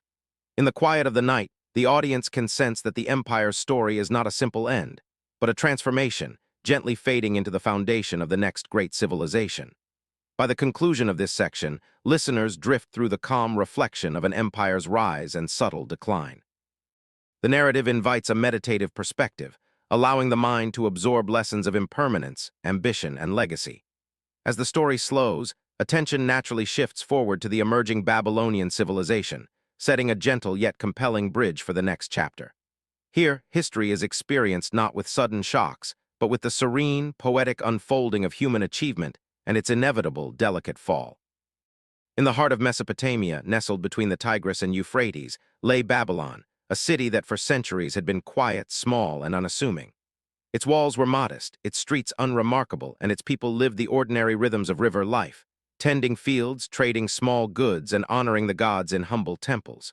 To the casual traveler or neighboring city-state, Babylon seemed ordinary, perhaps even forgettable. Yet beneath its quiet streets and unassuming homes, a spark lingered, waiting for the right moment, the right leader to ignite its transformation. It is in this subtle tension, the potential hidden beneath the everyday, that the story of Babylon begins, a story of a city that would come to symbolize power, law, and human ambition across generations. For centuries, Babylon had been a minor player in the grand theater of Mesopotamia. Powerful city-states like Uruk, and Akkad had long dominated trade, culture, and politics. Babylon's rise was neither sudden nor violent. It was patient, calculated, and rooted in both geography and opportunity. Its position on the fertile plains offered access to the great rivers, and its proximity to trade routes allowed ideas, goods, and people to flow freely. Slowly, it absorbed the rhythms of surrounding regions, learning from their successes and failures. Listeners can imagine the calm riverbanks at dawn, merchants preparing boats for trade, and the soft hum of a city poised on the edge of change, unaware of the greatness to come. The transformation of Babylon truly began under Hammurabi, a ruler whose name would echo for millennia. He inherited a city of modest influence, yet with an uncanny vision. Rather than rely solely on military conquest, Hammurabi understood the power of strategy, administration, and reputation. He cultivated alliances, studied neighboring territories, and invested in infrastructure, roads, canals, and city walls. Each action was deliberate, a quiet step in a long, careful ascent. As listeners imagine Hammurabi walking through his growing city, assessing markets and temples, a sense of anticipation builds. Here is a leader who will bend fortune to human hands, reshaping the destiny of an entire civilization. Babylon's allure was not only in its leadership, but also in its emerging identity. The city began to shine as a cultural and religious center. Temples dedicated to gods like Marduk attracted pilgrims and traders alike, weaving a sense of spiritual magnetism into the urban fabric. Markets thrived with goods from distant regions, craftsmen honed new techniques, and scribes recorded transactions and stories, laying the foundation for a society both complex and enduring. In the gentle flicker of evening lamps, one could sense the quiet energy of ambition taking root. A city learning to see itself as more than a collection of houses, more than a waypoint on a river, but as a beacon of civilization in its own right. Through these slow, deliberate developments, Babylon began to attract attention. Neighboring city-states, once dismissive, now took note. Traders arrived more frequently, ideas circulated faster, and the city's population grew. Yet the rise was subtle, almost imperceptible to those living day to day. It is this calm, patient growth that makes Babylon's ascent so fascinating. Power built quietly, almost like a river slowly reshaping the land around it, carving channels, depositing fertile soil, and preparing the way for a future empire. By the end of this section, listeners drift with a sense of discovery and quiet wonder. Babylon's rise is not loud or chaotic. It is serene, methodical, and deeply human. Through soft imagery of riverbanks, markets, and temple courtyards, we experience a city awakening, preparing for its golden age under Hammurabi. The foundation is laid, curiosity is piqued, and the audience is gently guided to anticipate the next chapter, where law, leadership, and ambition converge to shape one of history's most enduring civilizations. Hammurabi of Babylon is often remembered as a king, a conqueror, or the name behind one of the world's first written codes of law. Yet beyond the battles and proclamations, his story begins with patience, vision, and a quiet mastery of organization. He was not a ruler who relied solely on the sword. He understood that lasting power comes from structure, diplomacy, and the careful weaving of relationships between people, cities, and gods. Listeners can imagine him walking through the streets of Babylon at dawn, observing merchants arranging their goods, scribes meticulously recording transactions, and priests preparing the temples for the day. Every detail mattered to him, every action a piece of a larger unfolding design. Hammurabi's genius lay in his ability to unify a fragmented world. Mesopotamia was a patchwork of city-states, each fiercely independent, each with its own traditions, rivalries, and ambitions. Some might have thought such a task impossible, yet he approached it with subtlety and strategy. Through marriage alliances, trade agreements, and careful negotiation, he gradually drew the neighboring cities under Babylonian influence. Military campaigns, when necessary, were precise and deliberate, never chaotic. The goal was never simply to dominate. It was to integrate, to create a coherent system that would allow cities to function together, peacefully and efficiently. Listeners drift through the mental image of quiet messengers carrying edicts, city leaders convening under the soft glow of torches, and Hammurabi orchestrating a harmony that felt almost invisible yet profoundly powerful. Central to his vision was law. Hammurabi's code was more than a set of rules. It was a philosophy, a map for maintaining balance in human relationships. Through the codification of justice, he gave voice to fairness, order, and predictability. Listeners can picture the serene, almost ceremonial process of inscribing these laws onto stone steels, each character pressed carefully into the clay or carved into basalt, each rule reflecting a society learning to organize itself. The laws covered everything from trade and family matters to property and crime, offering structure without the need for constant intervention. This calm, systemic approach allowed Babylon to grow, thrive, and maintain stability in a world often marked by uncertainty. Hammurabi's impact extended beyond law. He envisioned an interconnected society where infrastructure supported his people. Canals and irrigation systems were repaired and expanded to feed a growing population. Roads connected distant towns, allowing commerce and culture to flow freely. Temples and administrative buildings became focal points for community life, reinforcing both spiritual and civic unity. As night falls over Babylon in the listener's imagination, the gentle glow of lamps illuminates streets, canals reflecting soft moonlight, and the city hums with quiet purpose, a reflection of Hammurabi's guiding hand. The calm, orderly rhythm of daily life under his watchful eye contrasts with the often chaotic world beyond Babylon's walls. Throughout this section, listeners experience the serenity behind leadership, the power of thought, planning, and organization rather than raw force. Hammurabi emerges not as a distant figure of legend, but as a thoughtful, deliberate mind shaping society with subtlety and care.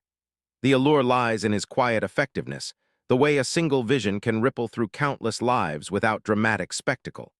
By the time this section closes, the audience is ready to see how these careful foundations would translate into a lasting civilization.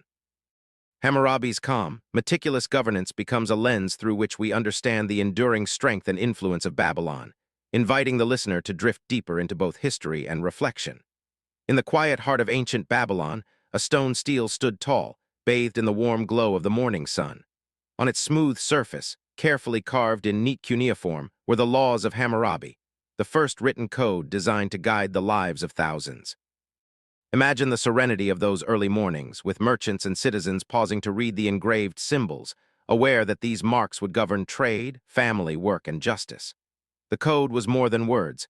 It was a statement of order, a message from king to people, declaring that fairness, responsibility, and accountability were not just ideals, but expectations.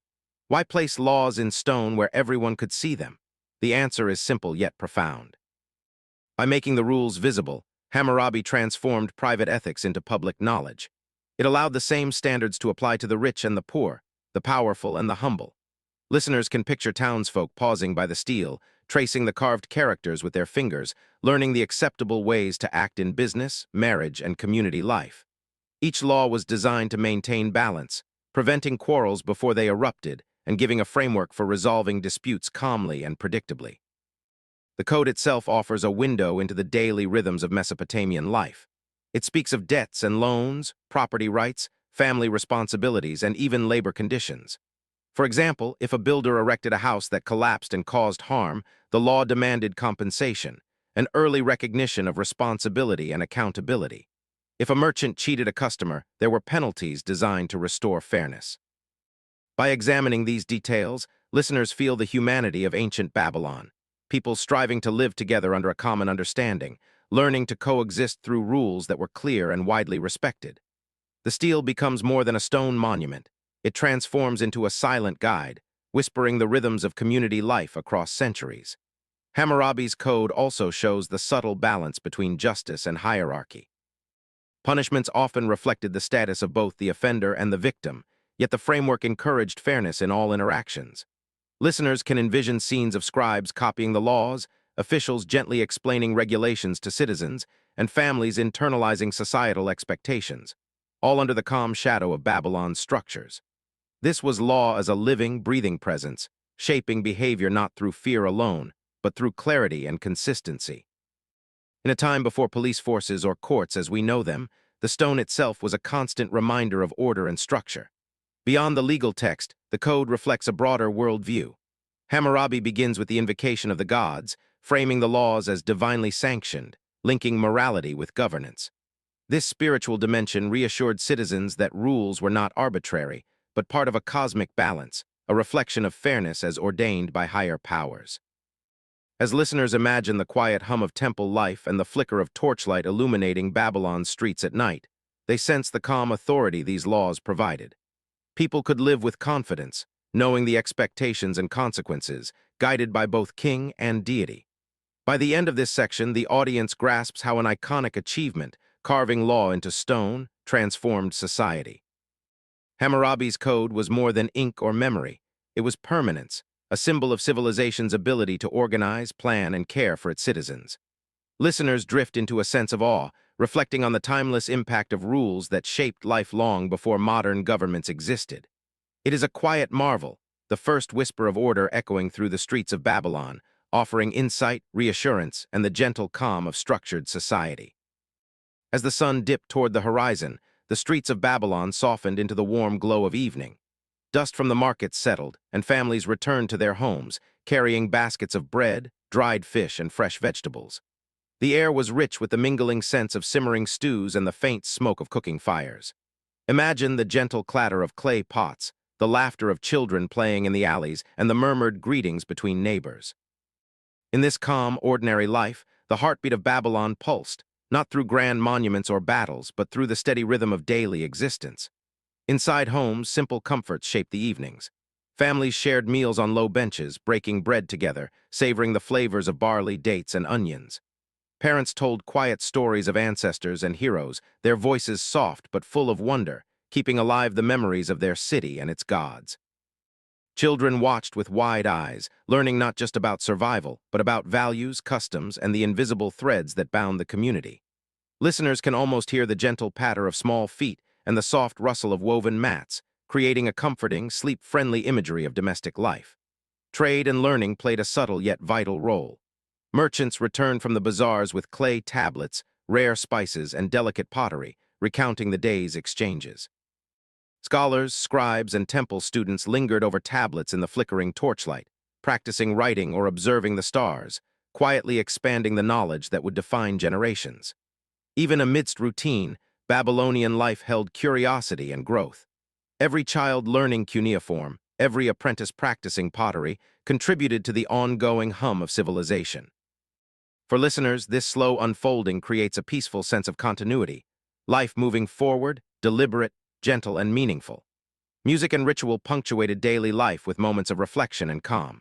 Soft flutes, lyres, and drums accompanied small temple ceremonies or family observances. The hum of voices in prayer, the careful lighting of oil lamps, and the fragrant smoke of incense created an ambient soundscape that echoed through streets and courtyards alike. It was not grandiosity, but repetition and rhythm that comforted citizens. The calm cadence of music, combined with the predictability of routine, helped everyone find balance amidst a growing and bustling city. Listeners can imagine these gentle melodies drifting through the warm Babylonian night, inviting both reflection and relaxation. Children's play brought lightness to the structured day. They rolled clay balls, drew shapes in soft sand, and learned games that taught counting, cooperation, and observation. Even small chores, fetching water, tending small animals, or helping knead dough, were moments of learning disguised as routine. Each action connected young and old, weaving the fabric of community together. Listeners drift through these scenes, sensing a world that is vibrant yet soft, alive yet calm, emphasizing the human side of history rather than the monumental. As night deepened, families gathered in courtyards under the stars, sharing whispered stories or the faint glow of lamp-lit conversation. Temples, still majestic but quiet now, watched over the city as guardians of faith and order. In these subtle, sensory-rich moments, Babylon reveals itself not as an abstract power, but as a living, breathing city full of ordinary people finding comfort, connection, and meaning. The gentle rhythm of food, trade, music, learning, and care forms the essence of Babylonian life, leaving listeners with a serene image of a city thriving in the quiet moments that often go unnoticed. It is in these slow, immersive details that the soul of old Babylon emerges, perfect for drifting into calm reflection and sleep. Even the greatest cities experience moments of quiet change, and Babylon was no exception. As decades passed, the city's streets, once filled with the lively rhythms of daily life, began to feel the subtle weight of time. The markets still buzzed, though with a gentler energy, and the clay walls of homes and temples showed the faint wear of countless seasons. Listeners can picture the sun's soft descent over the Euphrates, casting long, golden shadows that hint at both continuity and impermanence. Here, the story is not one of sudden destruction, but of a city gracefully yielding to history while leaving a mark that would echo for millennia. Economic shifts nudged Babylon toward its twilight. Trade routes gradually shifted, and neighboring powers quietly grew in strength. The once dominant city now shared its prominence with northern neighbors along the Tigris, where new rulers and emerging societies were beginning to shape their own destinies. Families continued their routines, tending fields and workshops, yet there was a quiet awareness among them that the center of power was slowly drifting north. Listeners may sense this gentle tension, a calm yet poignant reminder of how history moves in cycles, passing the torch from one civilization to another without haste or drama. Environmental challenges added to this gradual change. Shifts in river courses, silted canals, and the unpredictability of rainfall tested the city's resilience. Farmers adapted, engineers repaired levees, and the people endured, yet the strain was quietly cumulative. These natural pressures, combined with political shifts, created a slow ebb in Babylon's vitality. The city's legends grew even as its practical dominance waned, leaving a dual legacy of resilience and eventual decline. For late-night listeners, this creates a reflective mood. How a city can remain monumental in memory while subtly losing its central place in the living world. Amidst this quiet transformation, the seeds of Assyria's rise began to stir. To the north, along narrower valleys and fortified hills, new cities were emerging, guided by leaders who observed the successes and limitations of Babylon. They learned from Babylonian administration, military organization, and culture, quietly preparing to inherit the mantle of regional influence. This transition is calm yet compelling.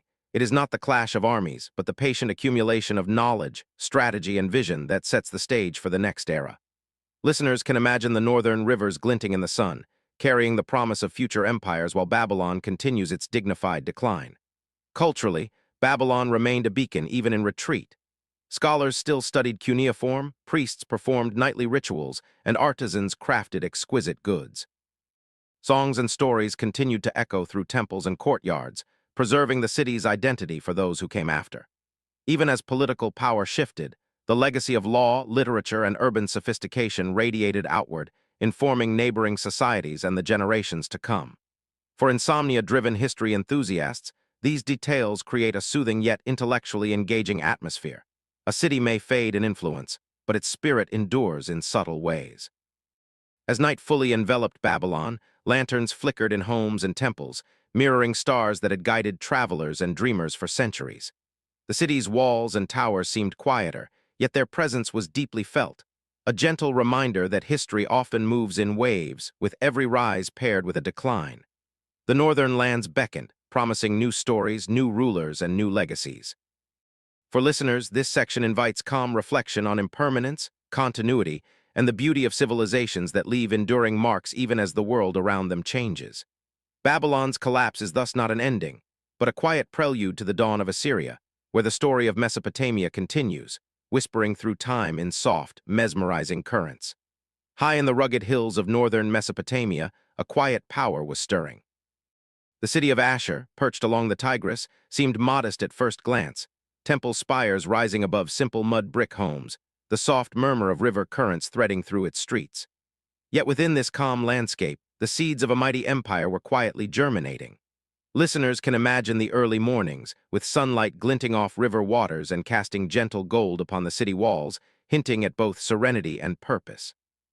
It was here, amid hills and fertile riverbanks, that Assyria began its slow but determined ascent. The people of Ashur were shaped by both environment and tradition. Life in the northern reaches demanded resilience. Winters were harsher, soil less forgiving than in southern Mesopotamia, and the hills required ingenuity for farming and building. Yet the city's inhabitants turned these challenges into quiet strengths. They learned to channel water from streams, carve roads through stone, and harness local resources with care and efficiency. For nighttime listeners, this is a gentle yet vivid introduction to a civilization that thrived not by chance, but through observation, adaptation, and steady effort. Religion played a subtle but central role in uniting Ashur. The city's namesake god, Ashur, became more than a deity. He was a symbol of order, continuity, and destiny. Temples were centers not only of worship but also of organization, where priests kept records, coordinated labor, and advised rulers. In this calm, reflective world, belief intertwined with governance, creating a sense of shared purpose that quietly bound the city together. Listeners can feel the soft rhythm of devotion, the low chanting in temple halls, and the steady heartbeat of a society poised to grow beyond its modest beginnings. Trade and interaction with neighboring lands introduced new ideas and technologies. Caravans traveled cautiously along river routes, bringing metals, timber, and exotic goods. Craftsmen in Ashur observed techniques from the south and beyond, integrating these innovations into local workshops. Even as the city remained small in comparison to Babylon, its strategic position allowed it to accumulate knowledge and resources in a measured, deliberate manner.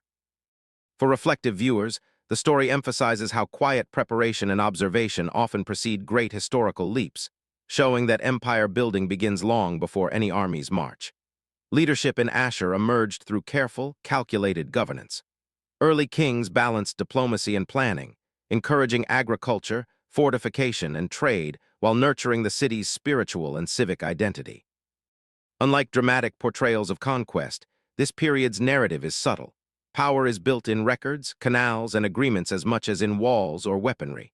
Nighttime listeners can drift through these developments as if walking along riverbanks or winding streets, absorbing the texture of a society preparing for a future that would eventually stretch far beyond its northern hills. By the time night falls over Ashur, the city hums with quiet energy. The river reflects the stars, and the gentle flicker of lamps illuminates streets where children play, merchants plan, and priests record the rhythm of life.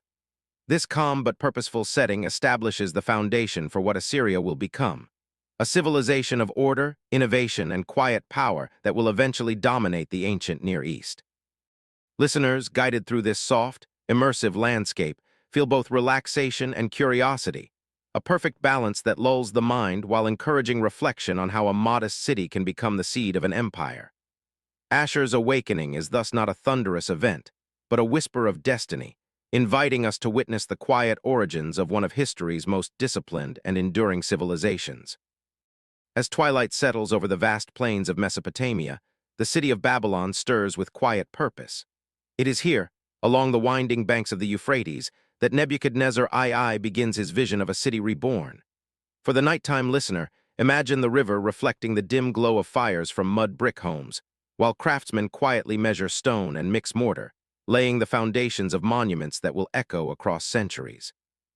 This is not the clamor of battle, but the rhythmic pulse of ambition, planning, and careful design, the subtle heartbeat of a civilization preparing to reclaim its place in history. Nebuchadnezzar's reign was marked by both vision and patience.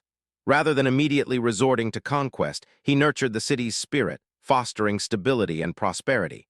Roads were repaired and expanded, canals deepened, and temples restored. Priests, scribes, and laborers moved in synchrony, each aware that their efforts contributed to a larger, almost cosmic order. Listeners can picture the sun glinting on newly laid bricks, the quiet sound of chisels shaping stone, and the soft murmur of advisors discussing plans for gardens, walls, and monuments. The city seemed to breathe, alive with the gentle energy of revival. Religion and culture intertwined seamlessly during this period. Nebuchadnezzar understood that Babylon's strength lay not only in walls and gates, but also in the hearts of its people. Temples dedicated to Marduk and other gods were meticulously rebuilt, serving as both spiritual centers and symbols of order. Citizens participated in rituals, feasts, and festivals, connecting their daily lives to the divine. For the late-night listener, this creates a hypnotic rhythm, the ebb and flow of devotion, work, and quiet celebration, as the city gradually transforms into a symbol of human ingenuity and endurance. The cityscape itself began to reflect Nebuchadnezzar's ambition. Palaces rose with careful symmetry, streets were straightened, and marketplaces arranged to encourage both commerce and social cohesion. The Euphrates, lifeline of Babylon, carried not only water and trade goods, but also ideas, travelers, and knowledge from distant lands. Scholars recorded astronomical observations, artisans refined their crafts, and merchants orchestrated delicate exchanges. Even under the soft cloak of night, the city hummed with controlled energy, hinting at the grandeur to come. Nebuchadnezzar's personal approach was as measured as his architectural vision. He combined diplomacy with authority, respecting local customs while asserting central control. Leaders and citizens alike felt a quiet confidence that Babylon was rising not by force alone, but through careful stewardship and strategic foresight. Nighttime listeners can imagine walking alongside riverbanks, seeing the outlines of fortified walls under moonlight, hearing the distant clang of labor, and sensing the calm power of a ruler shaping a city for the ages. By the end of this quiet day, Babylon stands as a testament to deliberate planning and inspired leadership. The city's walls, temples, and canals symbolize both protection and possibility, a balance between human ambition and the natural flow of the river that nourishes it. Nebuchadnezzar II's vision is not simply monumental architecture or grand conquest. It is the cultivation of hope, culture, and continuity. For those listening in the quiet hours, Babylon becomes more than a city. It becomes a character itself, a living, breathing stage upon which the stories of humanity will unfold. In the gentle light of night, the city seems eternal, inviting reflection on how one leader's vision can awaken the glory of an entire civilization, quietly yet unmistakably, as dreams begin to take shape among bricks, waters, and whispers of the past. As the first light of dawn stretches across the plains of ancient Mesopotamia, a quiet force moves across the land. Cyrus, later called Cyrus the Great, does not ride into history with the clamor of fearsome armies alone, but with a vision that balances strength and benevolence. For the late-night listener, imagine the soft sounds of camels and horses moving through the misty fields, the faint murmur of advisors discussing strategy, and the calm determination of a leader whose ambition is tempered by wisdom. This is a conquest that does not scream with violence but whispers of subtle, lasting change. Cyrus's early life was marked by uncertainty, yet it shaped a ruler capable of profound empathy. Born into a small Persian tribe, he learned patience, strategy, and the power of alliances. As he grew, so did his understanding of power. True authority comes not from fear alone, but from respect and order. Listeners can envision the gentle dawn over marshes, rivers, and hills, while Cyrus considers each decision, how to absorb a new city, integrate its people, and create a sense of unity without erasing identity. The conquest of Babylon exemplifies his approach. Unlike prior invaders, Cyrus entered the city without bloodshed. He allowed exiled peoples to return home, restored temples, and respected local customs. Nighttime listeners can picture the Euphrates reflecting the moonlight on Babylon's grand walls, citizens emerging cautiously from their homes, and priests quietly resuming their rituals. The city, once tense and wary, gradually hums with calm relief as Cyrus demonstrates that power can be exercised with care and understanding. It is a style of leadership that feels as hypnotic and assured as the river's steady flow. Beyond the human touch, Cyrus relies on careful organization and logistics. His campaigns are meticulously planned, with supply lines, scouts, and coordinated movements across vast territories. Each decision carries the weight of foresight. While armies advance, the land itself seems to bend gently under his guidance, shaping a foundation for one of history's first true empires. Nighttime listeners can drift through this methodical expansion, sensing both the scale of the empire and the quiet precision behind it. Cyrus's empathy extends to his subjects and allies. He recognizes that loyalty and stability stem from inclusion rather than domination. Local leaders retain roles, cultural practices continue, and diverse populations coexist under a single banner. This subtle form of control is like a soft current beneath the river, unseen, yet powerful enough to guide civilizations for centuries. Listeners can feel the calm confidence of a ruler who understands that empires are built not only with armies but with trust and foresight. By the end of his campaigns, Cyrus leaves an indelible mark on history. He shapes an empire that stretches across lands once fragmented, connecting peoples through diplomacy, strategy, and respect. For night listeners, this is not a story of blood and conquest, but of gentle transformation. The world itself feels quieter under his careful guidance, cities and rivers aligned in a harmony that promises stability, prosperity, and continuity. As moonlight glimmers on the newly unified lands, one can almost sense the hum of civilizations adjusting to a new order, each part contributing to the steady pulse of empire. Cyrus the Great, the gentle conqueror, teaches a timeless lesson. The softest touch can sometimes yield the deepest influence. Through quiet wisdom, patience, and respect, he molds not just territories, but the lives, cultures, and spirits of the people who inhabit them. For listeners in the hush of night, this story becomes an immersive meditation on leadership, power, and humanity, calm, reflective, and hypnotic, guiding minds gently toward wonder and rest. As night drifts over the vast lands of the Persian Empire, the quiet strength of Cyrus's vision becomes apparent in the way he governs. Unlike rulers who rely solely on fear or conquest, Cyrus understood that lasting order requires more than armies and walls. It demands empathy, systems, and a delicate balance between power and respect. Listeners can imagine the soft glow of torches in Persian administrative centers, scribes recording decrees on clay tablets, and local leaders meeting with gentle but resolute instructions. The air is calm, almost hypnotic, as governance itself becomes a form of subtle storytelling. Cyrus's policies of tolerance were revolutionary. Conquered peoples were allowed to keep their customs, religions, and languages. Temples remained open, traditions preserved, and even exiled communities could return home. For the late-night listener, this is a world where power does not scream, it whispers. Imagine a trader in a newly annexed city, relieved that his market stalls remain untouched, or a priest quietly resuming ancient rituals. Through these small, peaceful gestures, Cyrus builds loyalty without forcing compliance, weaving a network of trust across his vast empire. At the heart of administration, careful organization ensures that every province functions harmoniously. Governors oversee taxation, justice, and infrastructure, reporting to the central authority but maintaining local autonomy. Roads are maintained, messengers move efficiently, and grain stores are accounted for, yet the system feels natural and unobtrusive, like the rhythm of rivers feeding fertile lands. Nighttime listeners can visualize a map of the empire slowly coming to life, each city and village humming with quiet, coordinated energy. The Persian Empire grows not only through conquest, but through the steady heartbeat of administration. Policies of tolerance also serve a strategic purpose. By respecting local laws and customs, Cyrus reduces rebellion and builds stability. Citizens begin to see the empire not as a foreign imposition, but as a protective umbrella that preserves their way of life. The psychological effect is profound. People are calmer, more productive, and more willing to cooperate. Listeners might picture villagers tending fields under the protective oversight of distant governors, knowing their traditions will be honored. This calm compliance is as hypnotic as it is effective, shaping an empire from the inside out. Cyrus's approach blends diplomacy with oversight. Letters travel across vast distances, outlining responsibilities and offering guidance, while envoys mediate disputes between cities. Administration becomes both art and science, carefully tuned to the rhythms of daily life. For nighttime listeners, it is like witnessing an invisible network of care, ensuring that a vast population remains cohesive without harsh coercion. Each action, each law, each policy carries an undercurrent of deliberate thought, reflecting the wisdom of a ruler who sees people as partners rather than subjects.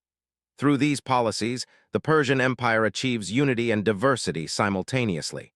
It becomes a model of inclusion and efficiency, a place where governance is both firm and gentle. Nighttime listeners can drift through the quiet streets of Babylon, Susa, and Persepolis, sensing the calm order that flows from the highest palace halls to the smallest village lanes. Cyrus's vision transforms the empire into a living organism, vast, complex, yet rhythmically coherent. By combining tolerance, structured administration, and respect for local traditions, Cyrus lays the foundation for a stable, resilient empire. For the listener in the quiet of night, this story is soothing yet intellectually satisfying, showing that leadership can be both compassionate and effective. Policies of tolerance and careful governance are not just historical facts. They become a gentle meditation on how human societies thrive when power is tempered by wisdom, and when order flows quietly, like a river guiding life along its banks. As night descends across the Persian Empire, imagine the soft, distant glow of lanterns along a long, straight road stretching beyond the horizon. This is the Royal Road, an astonishing network of routes carefully constructed under the watchful eye of Darius and his predecessors. For the night listener, the scene is almost hypnotic. A messenger, tired yet steady, rides across plains and deserts, carrying crucial messages that keep the empire alive and cohesive. The rhythm of hooves and the faint rustle of wind through sparse trees provide a calm, immersive soundtrack to the ingenuity of human planning. The Royal Road was far more than a path. It was the spine of an empire, allowing communication and commerce to flow smoothly across thousands of kilometers. Stations lined the route, spaced at predictable intervals, where messengers could rest, change horses, and pass on important information. Travelers and traders would pause in quiet caravansaries, exchanging news, stories, and goods. The careful observer in the night might picture a young scribe copying an imperial decree, then handing it to a mounted courier, whose journey connects distant cities like threads in a tapestry. For insomnia listeners, there is a soothing rhythm in the order, predictability, and logic of this system. This innovation transformed the very idea of governance. Previously, rulers were constrained by distance, the speed of human movement, and the unpredictability of local officials. The Royal Road's design allowed swift communication across a sprawling empire, ensuring that governors, army commanders, and merchants all stayed coordinated. Imagine the peace of mind a distant provincial governor might feel, knowing that questions and reports could reach the capital in days instead of months. Listeners can drift through this vast network, sensing the quiet confidence that comes from seamless, organized communication. The Royal Road was also a facilitator of culture and trade. Ideas, technologies, and goods moved more freely than ever before. Scribes carried astronomical observations, farmers shared techniques, and artisans traded wares, linking societies in subtle, enduring ways. Nighttime listeners can picture the delicate exchanges in candle-lit markets, the soft conversations in quiet inns, the smooth transfer of knowledge and products across borders. The road was as much about human connection as it was about empire building. Parallel to the Royal Road, the first postal system emerged. Couriers carried official letters with astonishing speed, riding in shifts to ensure that messages reached their destinations efficiently. For the sleepy listener, there is a gentle sense of wonder in imagining how this invisible network threaded the empire together. Each relay station is a silent participant in a system that balances human ingenuity with discipline. The quiet flow of messages mirrors the calm yet inexorable spread of influence and organization across the Persian heartlands. This network also enhanced safety and reliability. Travelers could move with confidence, knowing that roads were patrolled and stations offered shelter. Letters traveled securely, markets received timely information, and soldiers awaited orders that could arrive faster than ever before. For a night listener, there is an almost hypnotic trust in this system. The rhythm of horse hooves, the quiet clatter of carts, the soft murmur of towns along the way. It is order in motion, gentle yet effective. Ultimately, the Royal Road and the first postal system exemplify how foresight and engineering can shape civilizations without loud conquest or violence. Listeners drifting to sleep can imagine the quiet hum of distant riders, the soft rustling of documents, and the unseen network that binds people together. Persia's roads were not just stone and dirt. They were pathways of connection, administration, and culture. In the stillness of night, the listener can feel the calm precision and enduring brilliance of this ancient system, understanding how an empire of immense scale functioned with grace, coordination, and quiet genius. As the soft glow of twilight settles over the Persian plains, the listener can imagine Darius I, calm yet determined, walking along the banks of a gently flowing river. He is not a man of impulsive conquest at this moment, but a meticulous architect of administration, thinking quietly about how to manage a sprawling empire that stretches from the Aegean to the Indus. The night is peaceful, almost hypnotic, as the story unfolds, a ruler transforming the pulse of an empire not through sudden war, but through careful systems, order, and foresight.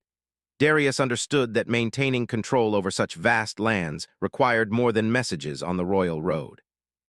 Provinces were restructured into satrapies, semi-autonomous regions each governed by a satrap. This division allowed local leaders to manage day-to-day affairs while answering to the central authority. For the night listener, there is a soothing rhythm in this balance, a harmony between local independence and imperial unity, a system that flows naturally and quietly like the rivers of Mesopotamia itself.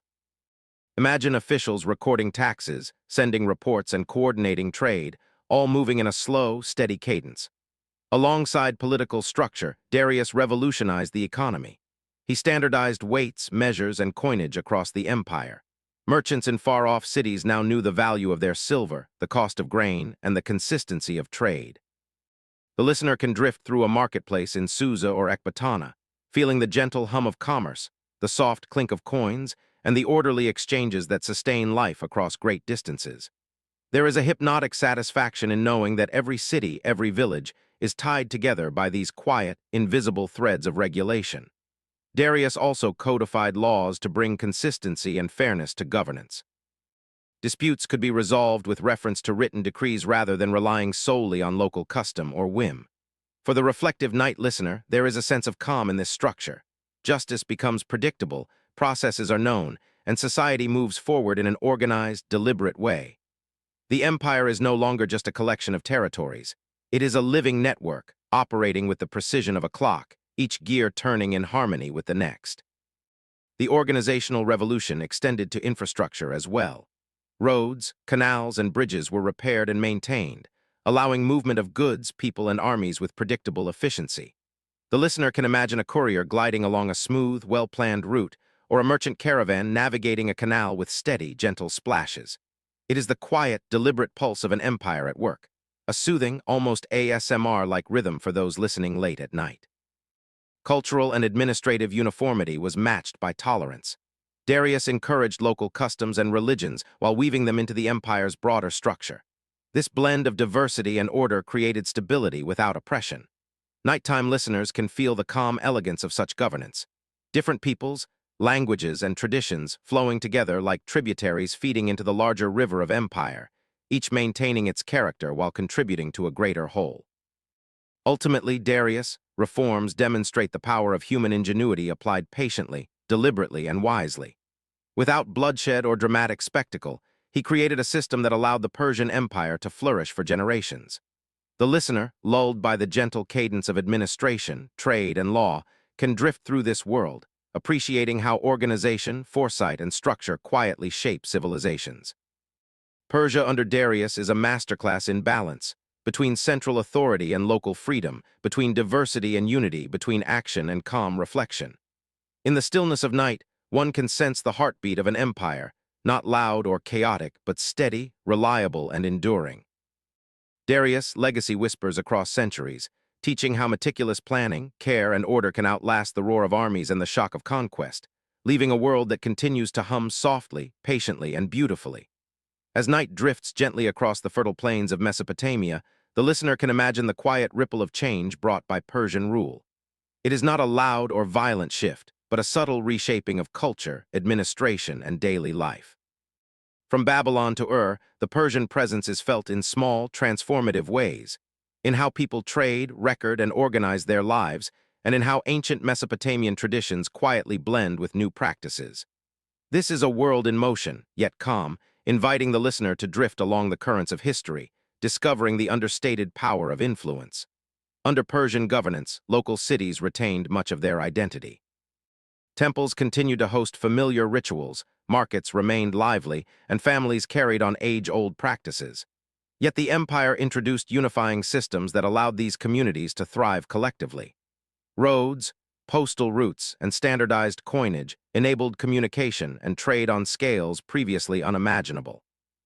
The listener can picture merchants walking calmly along well-maintained roads, exchanging goods and sharing ideas, each step connecting distant cities into a broader network of civilization. There is a hypnotic rhythm in this gradual interweaving of cultures, like threads forming a vast, intricate tapestry. Culturally, the Persians encouraged respect for local traditions. Mesopotamian scholars, scribes, and artisans continued their work, now enriched by contact with new administrative practices and imperial standards. Temples, libraries, and learning centers received subtle support, and the legacy of Babylonian astronomy, mathematics, and literature was preserved and enhanced. Nighttime listeners can imagine a quiet scribe in Babylon, softly etching cuneiform into clay, recording knowledge that now carries echoes of Persian organization and reach. The blending of old and new creates a calm, reflective sense of continuity, a civilization evolving without sudden rupture. Administratively, the influence was profound. The Persian emphasis on satrapies, local governance under imperial oversight, and systematic taxation offered Mesopotamian cities stability they had not always known. Authorities could manage resources efficiently, maintain public works, and ensure the smooth flow of life. The listener is invited to picture villages and towns operating in steady harmony, canals being maintained, granaries carefully monitored, and marketplaces humming quietly with predictable rhythm. It is a world where order coexists with tradition, offering both reassurance and gentle curiosity about the mechanics of an empire at work. Trade and commerce flourished under Persian influence. Standardized weights, measures, and currency allowed distant regions to interact confidently, encouraging economic growth and cultural exchange.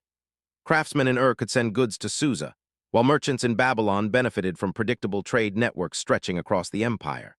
The night listener can feel the calm satisfaction of a marketplace functioning seamlessly, understanding that these small, quiet innovations ripple through society over decades, shaping habits, prosperity, and connection. Perhaps most enduring was the subtle intellectual and cultural synthesis. Mesopotamian religious practices, myths, and festivals remained intact, yet they now existed alongside Persian ideas of administration, tolerance, and diplomacy. The result is a hybrid legacy that preserves the poetic, ritualistic heartbeat of Mesopotamia while embedding practical systems that allow its people to thrive. For those drifting towards sleep, there is comfort in this continuity. History is not erased but layered, showing the beauty of influence and adaptation without disruption.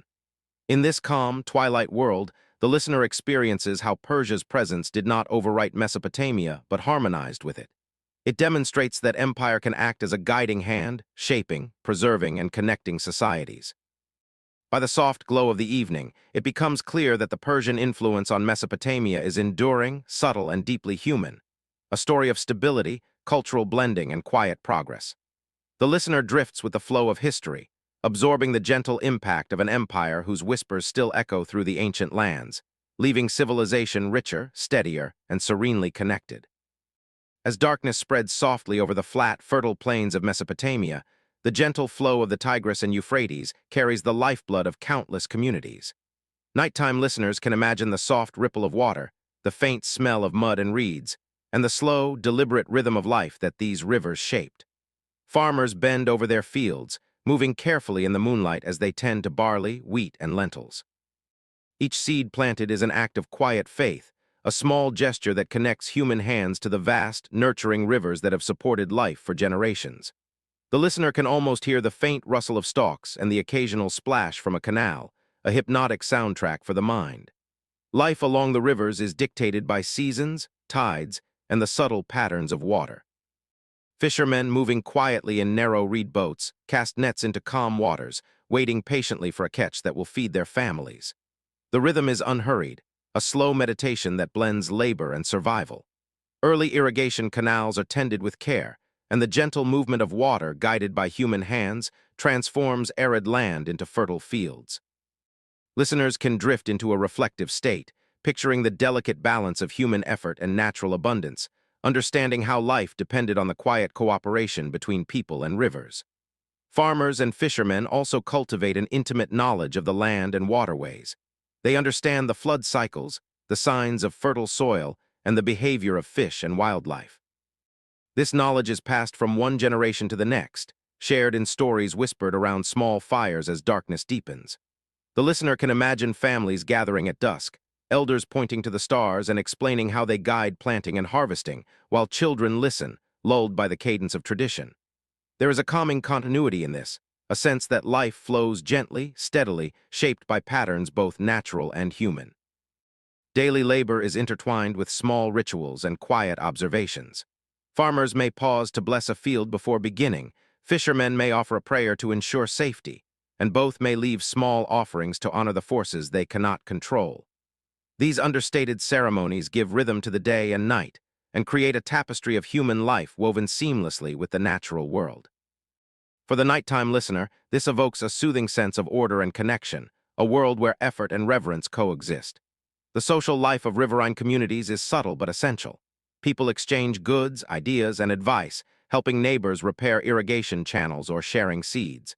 Cooperation is as important as individual skill, and the river teaches patience, resilience, and attentiveness.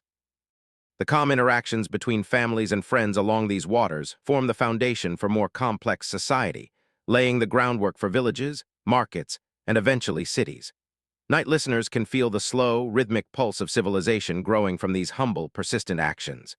Even in moments of scarcity or flood, life moves with a quiet resilience. People adjust planting schedules, mend nets, and repair canals.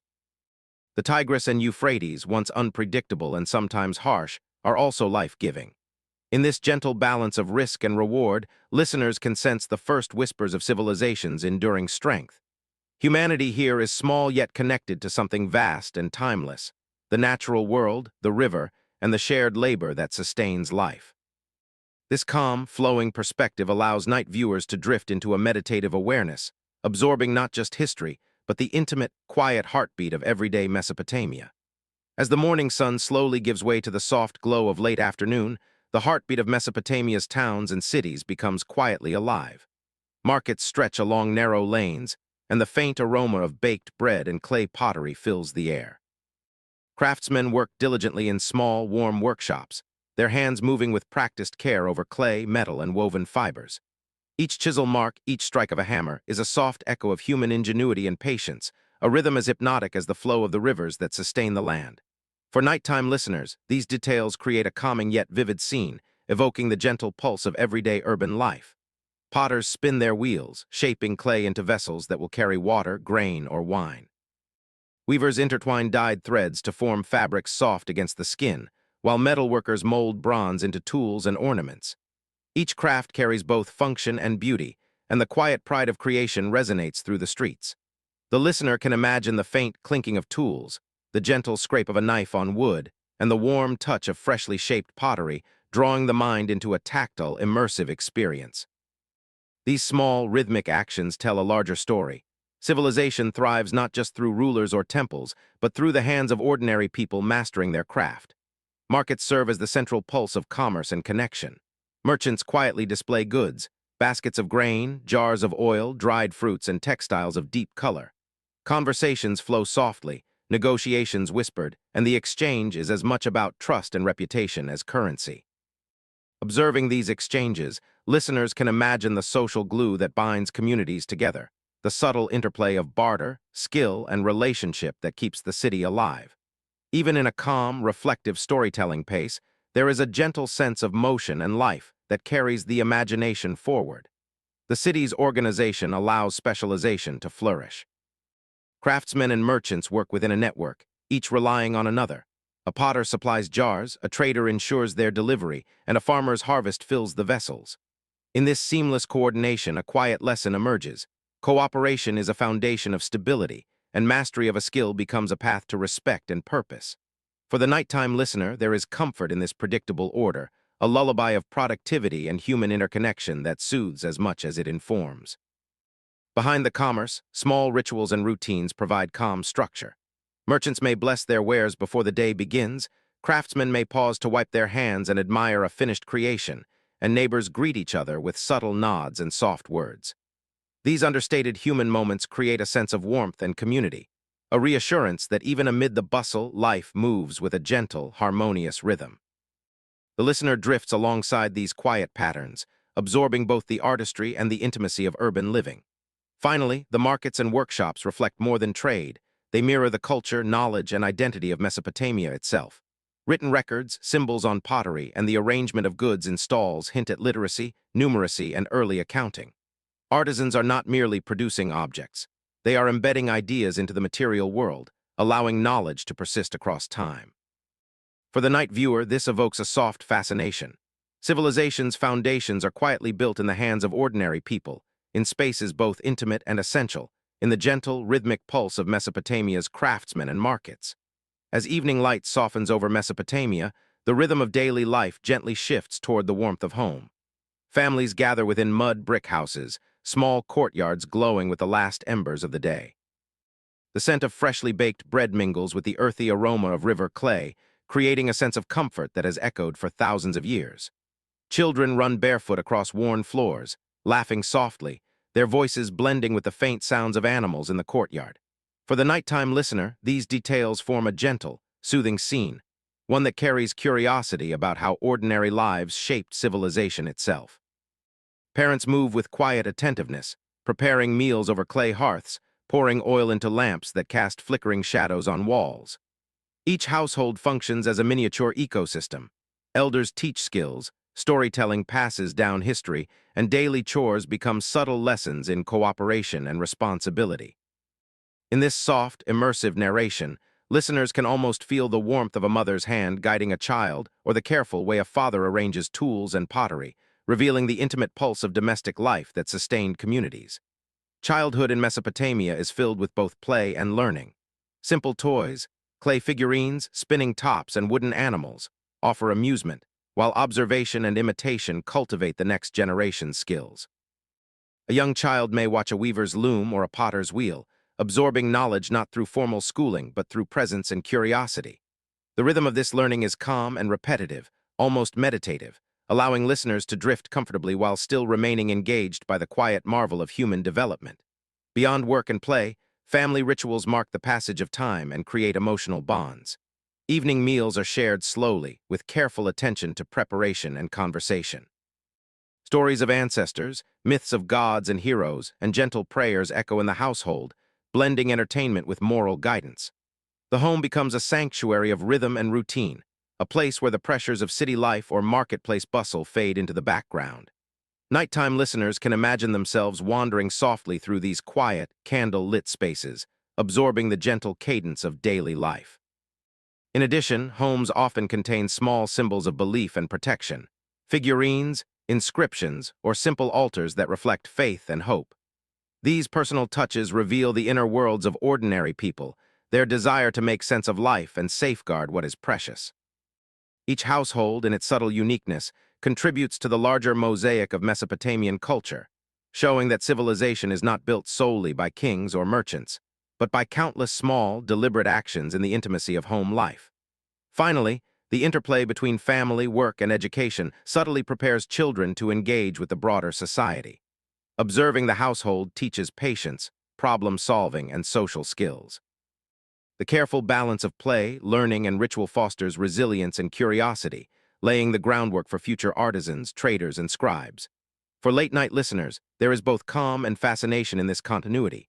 Across centuries, ordinary homes shape the very structure of civilization, nurturing not just survival but identity, knowledge, and culture. As the household settles, a soft lull envelops the city outside.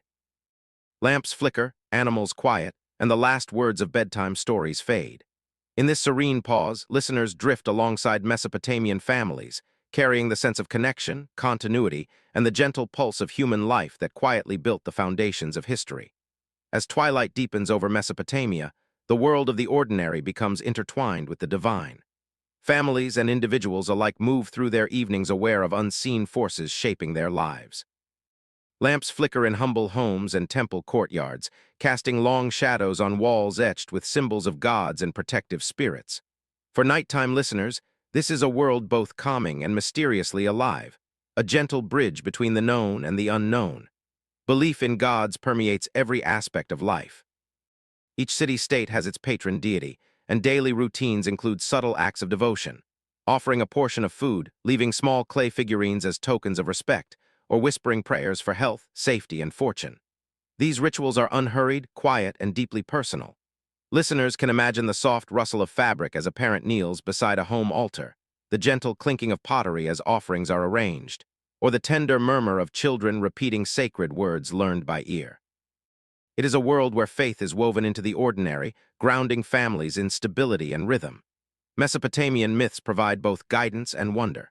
Stories of heroic figures, epic floods, and gods walking among humans are shared orally in the evening, carried in the hushed tones of storytellers or elders at home. These tales are slow and melodic, designed to captivate without excitement, making them ideal companions for sleep. Through myth, listeners can sense how early humans understood the world around them, why the rivers flood, why crops fail, or why the stars shimmer above their city. These stories are not merely entertainment. They are frameworks for morality, strategy, and cultural continuity. Nighttime rituals extend beyond homes into the communal spaces of the city. Temples and ziggurats host quiet ceremonies, offerings, and the recitation of sacred texts. Priests move with deliberate calm, tending to the divine order as the city slumbers. This sense of structured reverence brings listeners closer to the rhythm of Mesopotamian society, a delicate balance of routine, reflection, and awe. The world feels larger than individual lives, yet intimate enough to be touched by small gestures of devotion. Animals, too, play a subtle role in these rituals. Oxen, sheep, and goats are not merely laborers or food sources. They are symbols of prosperity and divine favor. Their presence in households and ceremonial spaces reinforces a gentle continuity between the human and natural realms. Listeners are invited to imagine the quiet bleating of a goat, the soft pawing of a dog, or the cooing of doves in the temple courtyard, each sound contributing to the immersive nighttime atmosphere. Through these beliefs and rituals, ordinary Mesopotamians maintain a sense of purpose and interconnectedness. The cycles of day and night, work and rest, human and divine, are harmonized in the small routines of families and communities. By the time listeners feel themselves drifting toward sleep, they understand that civilization is not only built on laws, trade, and kings. It is nurtured in the quiet reverence of daily ritual, the stories told at the end of the day, and the unseen forces shaping every decision. As lamps gutter and shadows lengthen, a gentle calm settles over Mesopotamia. The evening rituals, whispered prayers, and lingering stories leave the city wrapped in a quiet embrace. Night listeners float through this world of myth and devotion, soothed by the understanding that across centuries, human faith and imagination quietly structured life, giving rhythm, meaning, and comfort to ordinary nights. As night deepens over the fertile plains of Mesopotamia, the focus gently shifts from kings, temples, and armies to the lives of the ordinary people, the farmers, craftsmen, merchants, mothers, and children who quietly sustain the rhythm of civilization. It is in their routines, their innovations, and their subtle adaptations that the foundation of human progress takes shape, unnoticed by history yet profoundly powerful. Each day, farmers toil along the riverbanks, tending fields of barley, wheat, and flax. Their work is steady, methodical, and mindful, guided by the predictable rise and fall of the Tigris and Euphrates. Listeners can imagine hands tracing the damp soil, ears attuned to the soft rush of water through irrigation channels, and eyes catching the glimmer of early sunlight on dew-soaked crops. This constant attention to the land creates surplus, sustains families, and allows the first cities to flourish. The quiet diligence of these individuals becomes the backbone of Mesopotamian society. Craftsmen, too, leave their mark in understated ways. Potters spin clay on simple wheels, shaping vessels that will store food, oil, and water for generations. Weavers interlace threads into fabrics that offer warmth and protection. Metalworkers hammer bronze into tools and decorative objects. Each object, though ordinary in its immediate use, contributes to a broader culture of innovation. As listeners imagine the gentle tapping of hammers or the rhythmic spinning of looms, a sense of continuity emerges. Human creativity is both mundane and extraordinary, embedded in every crafted artifact. Markets hum quietly with human interaction, yet without the overwhelming bustle of modern cities. Merchants barter for grain, cloth, and pottery, exchanging not only goods but knowledge and ideas. The calm negotiation of prices, the shared stories behind commodities, and the trust formed in repeated transactions create a social fabric as vital as stone walls or temples. Night listeners can visualize traders walking home by lantern light, carrying not just goods but experiences and wisdom that diffuse across city-states. Home life reflects the same slow, immersive rhythm. Families gather for meals, share tales, and guide children in essential skills. Childhood is not idle. Learning comes through observation, repetition, and gentle storytelling. Evenings are filled with lullabies, quiet lessons, and the repetition of cultural memory, myths, prayers, and small domestic rituals that echo through generations. The ordinary moments of care, teaching, and conversation stitch together the invisible threads of society, forming stability and resilience. Belief systems, too, are reinforced in daily life. Small acts of devotion, offerings, and observation of seasonal festivals embed a sense of order and continuity. Ordinary people, by simply living, working, and believing, maintain the cohesion that allows empires to rise and fall without collapsing into chaos. They are the silent stewards of knowledge, tradition, and adaptation. As listeners drift through these vignettes, it becomes clear that civilization is not merely the product of rulers, conquerors, or monumental architecture. It grows slowly, patiently, through the combined efforts of countless everyday lives. Each action, no matter how small, a child learning a myth, a potter shaping clay, a farmer tending barley, ripples through time, creating stability, innovation, and culture.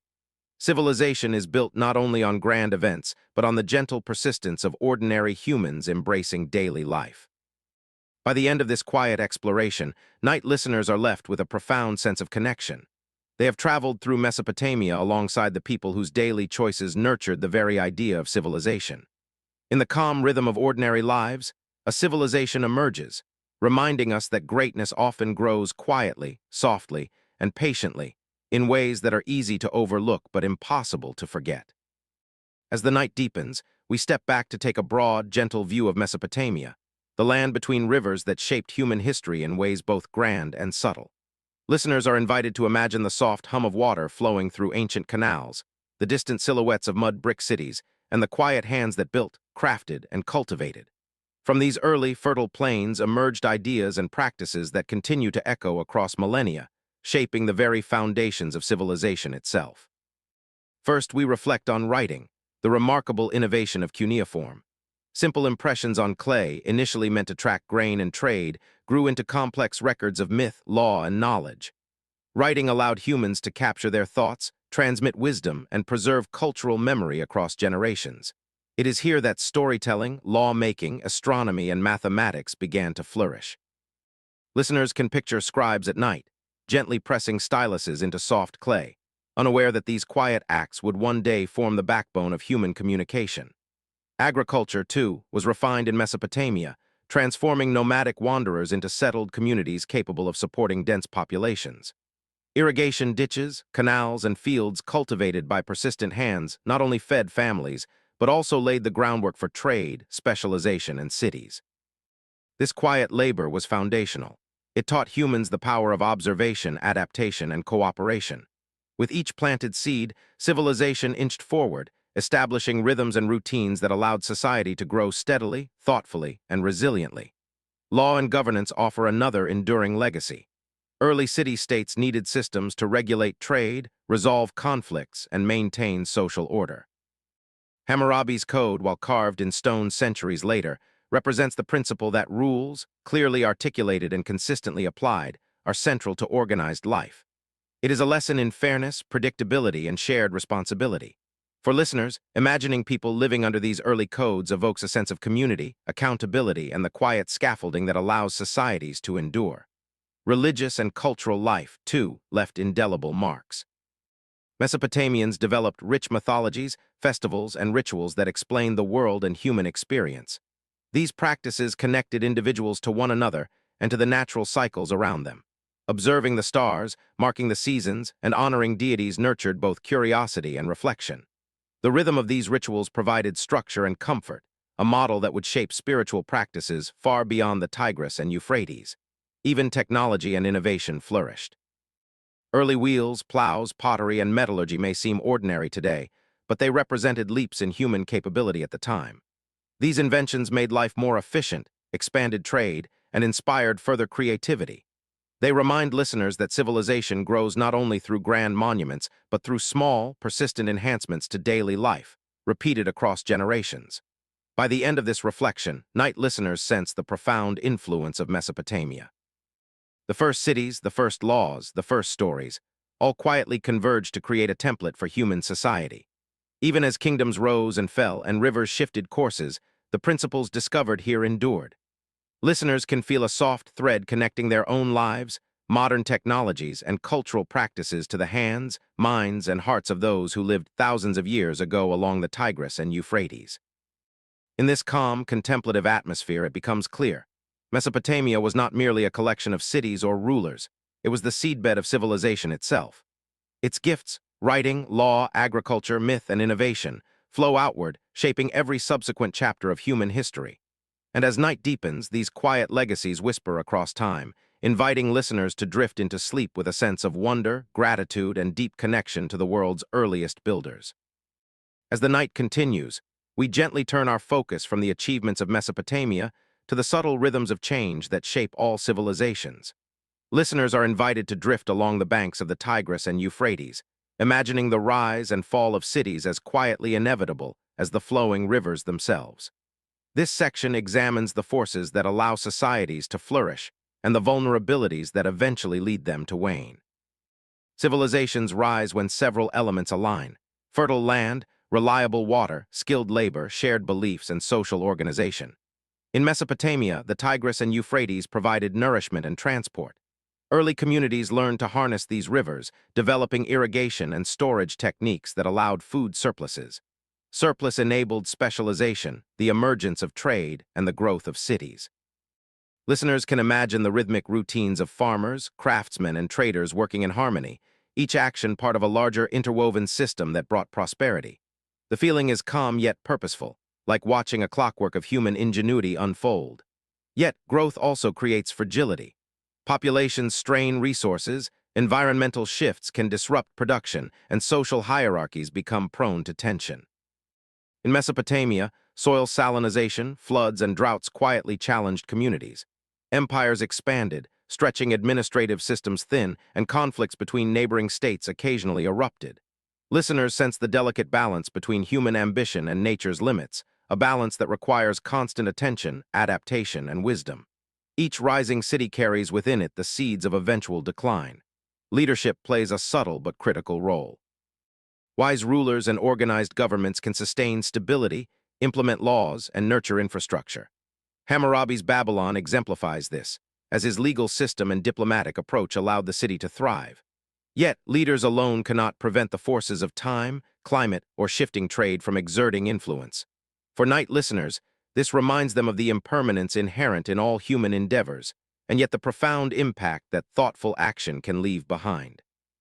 Cultural and intellectual resilience also determines the endurance of a civilization. Even as political power shifts, ideas, technology, and traditions can survive and diffuse into other regions. Mesopotamian writing, astronomy, and law, for instance, outlasted dynasties and conquests, influencing cultures far beyond the river's edge. Listeners are invited to consider that the true legacy of a civilization lies not only in monuments or armies, but in the knowledge and systems that outlive fleeting rulers. This evokes a calming sense of continuity amid change, a reassurance that human effort leaves enduring traces. Finally, decline is rarely abrupt. Civilizations fade gradually, often slipping quietly beneath shifting sands, floods, or social unrest. For Mesopotamia, waves of conquest, environmental strain, and political fragmentation mark the transitions between empires. Nighttime imagery enhances the sense of reflection. Empty streets, abandoned temples, and overgrown canals, slowly returning to the earth, yet whispering stories of human achievement to those willing to listen. The cycle of rise and fall becomes part of a larger, gentle rhythm that defines history itself.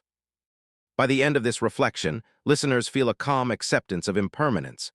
Civilizations, like rivers, carve their marks on the land and human consciousness, flowing forward even as individual currents change.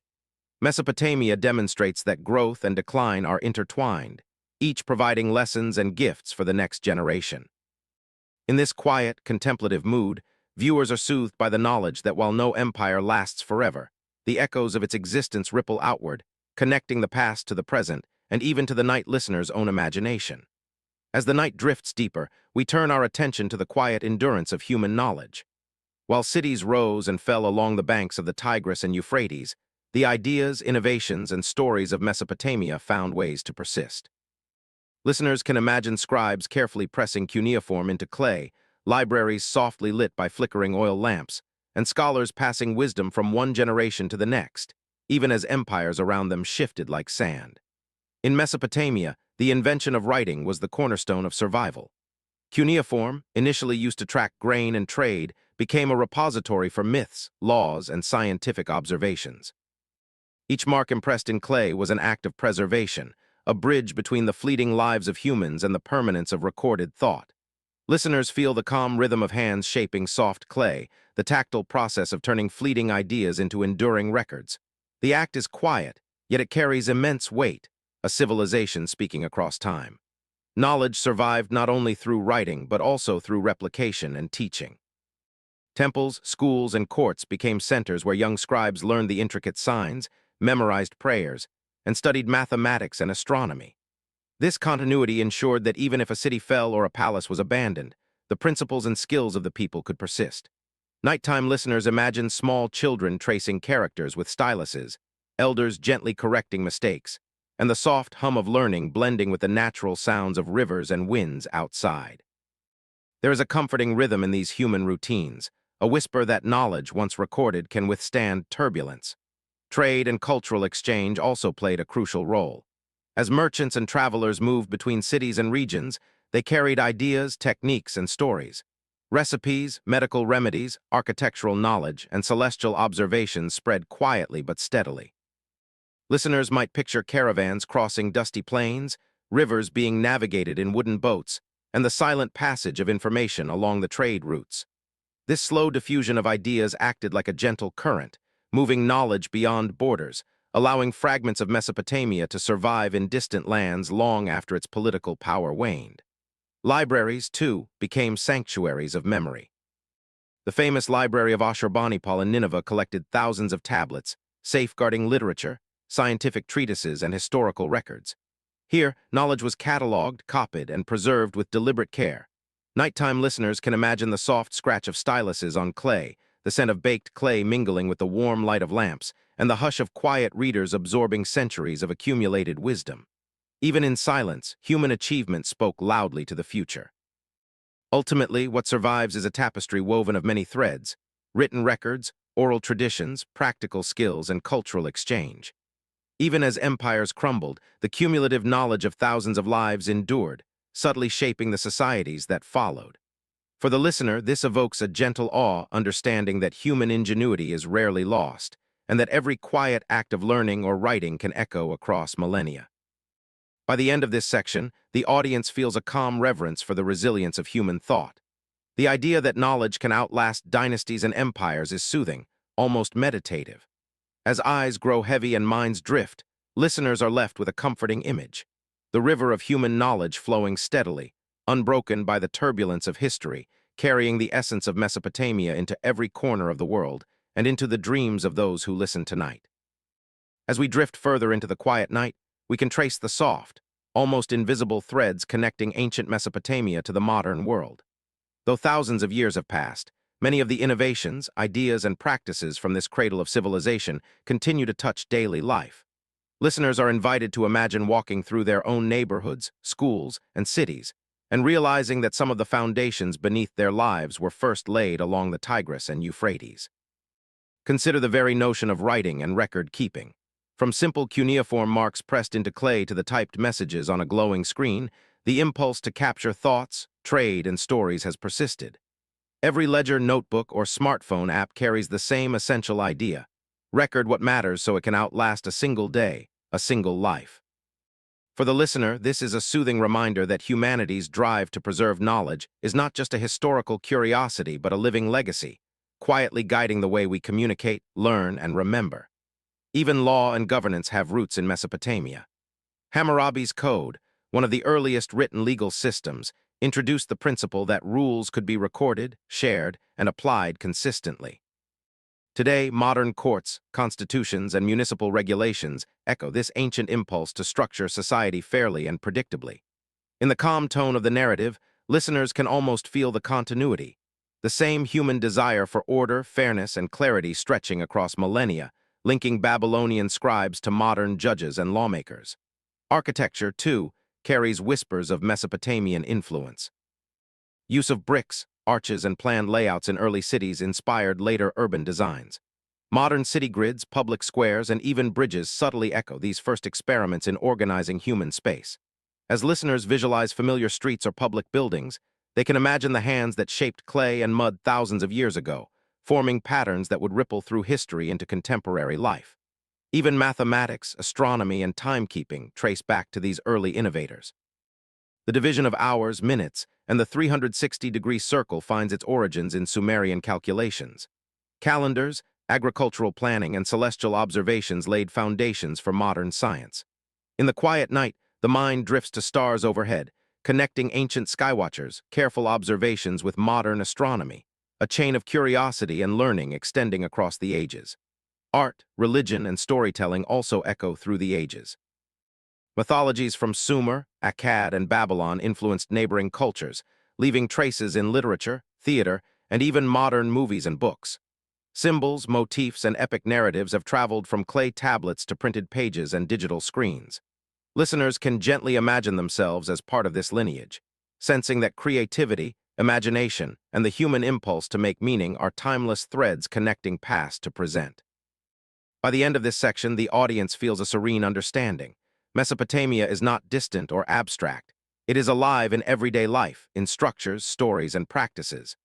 The riverbanks where humans first learned to farm and build continue to flow invisibly through modern streets, institutions, and homes.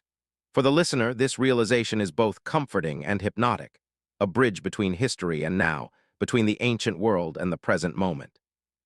As the section closes, the mind drifts on these quiet echoes, feeling the gentle weight of history's continuity. Civilization is a long, unbroken conversation, and each listener, nestled in bed, becomes part of it, breathing alongside those who lived, learned, and left their mark along the rivers of Mesopotamia. As the night deepens, we come to the gentle close of our journey through Mesopotamia, the land where human civilization first began to take shape. There's a quiet peace in imagining the soft glow of the river under the moonlight, the same waters that once nurtured the first farmers, scribes, and builders. We allow our minds to linger on the continuity of human effort, the patterns of life that, though ancient, still ripple quietly in today's world. Think of the cities we have visited in our minds: Eridu, Uruk, Babylon. Once bustling with life, these places now rest in memory and imagination, leaving echoes in stone, clay, and myth. Yet their true legacy is not in ruins, but in the ideas they seeded: the organization of society, the recording of knowledge, the building of enduring relationships with the natural world. Listeners can feel a gentle calm in realizing that civilization is not only built with bricks and walls, but with dreams, efforts, and small, thoughtful actions of countless human hands. We may reflect on the people themselves: farmers tending the fertile soil, artisans shaping clay and metal, priests contemplating the heavens, rulers dreaming of order. Each life, ordinary yet remarkable, contributed a quiet note to the symphony of history.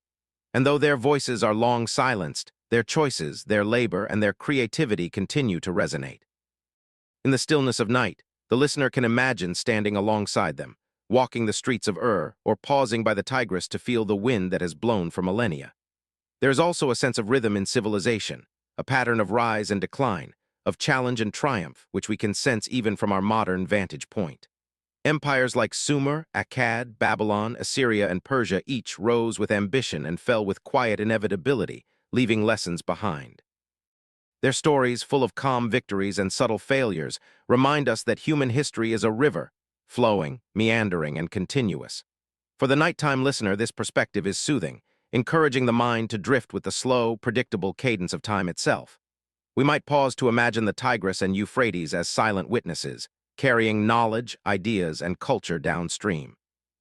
Every crop planted, every law recorded, every song sung along their banks was a small spark in humanity's unfolding story. Now, in the still of night, these sparks seem to coalesce into a soft, continuous glow, a warmth that transcends time and distance. Listeners can feel comforted by this gentle light, a reminder that the work and wonder of humanity are never truly lost.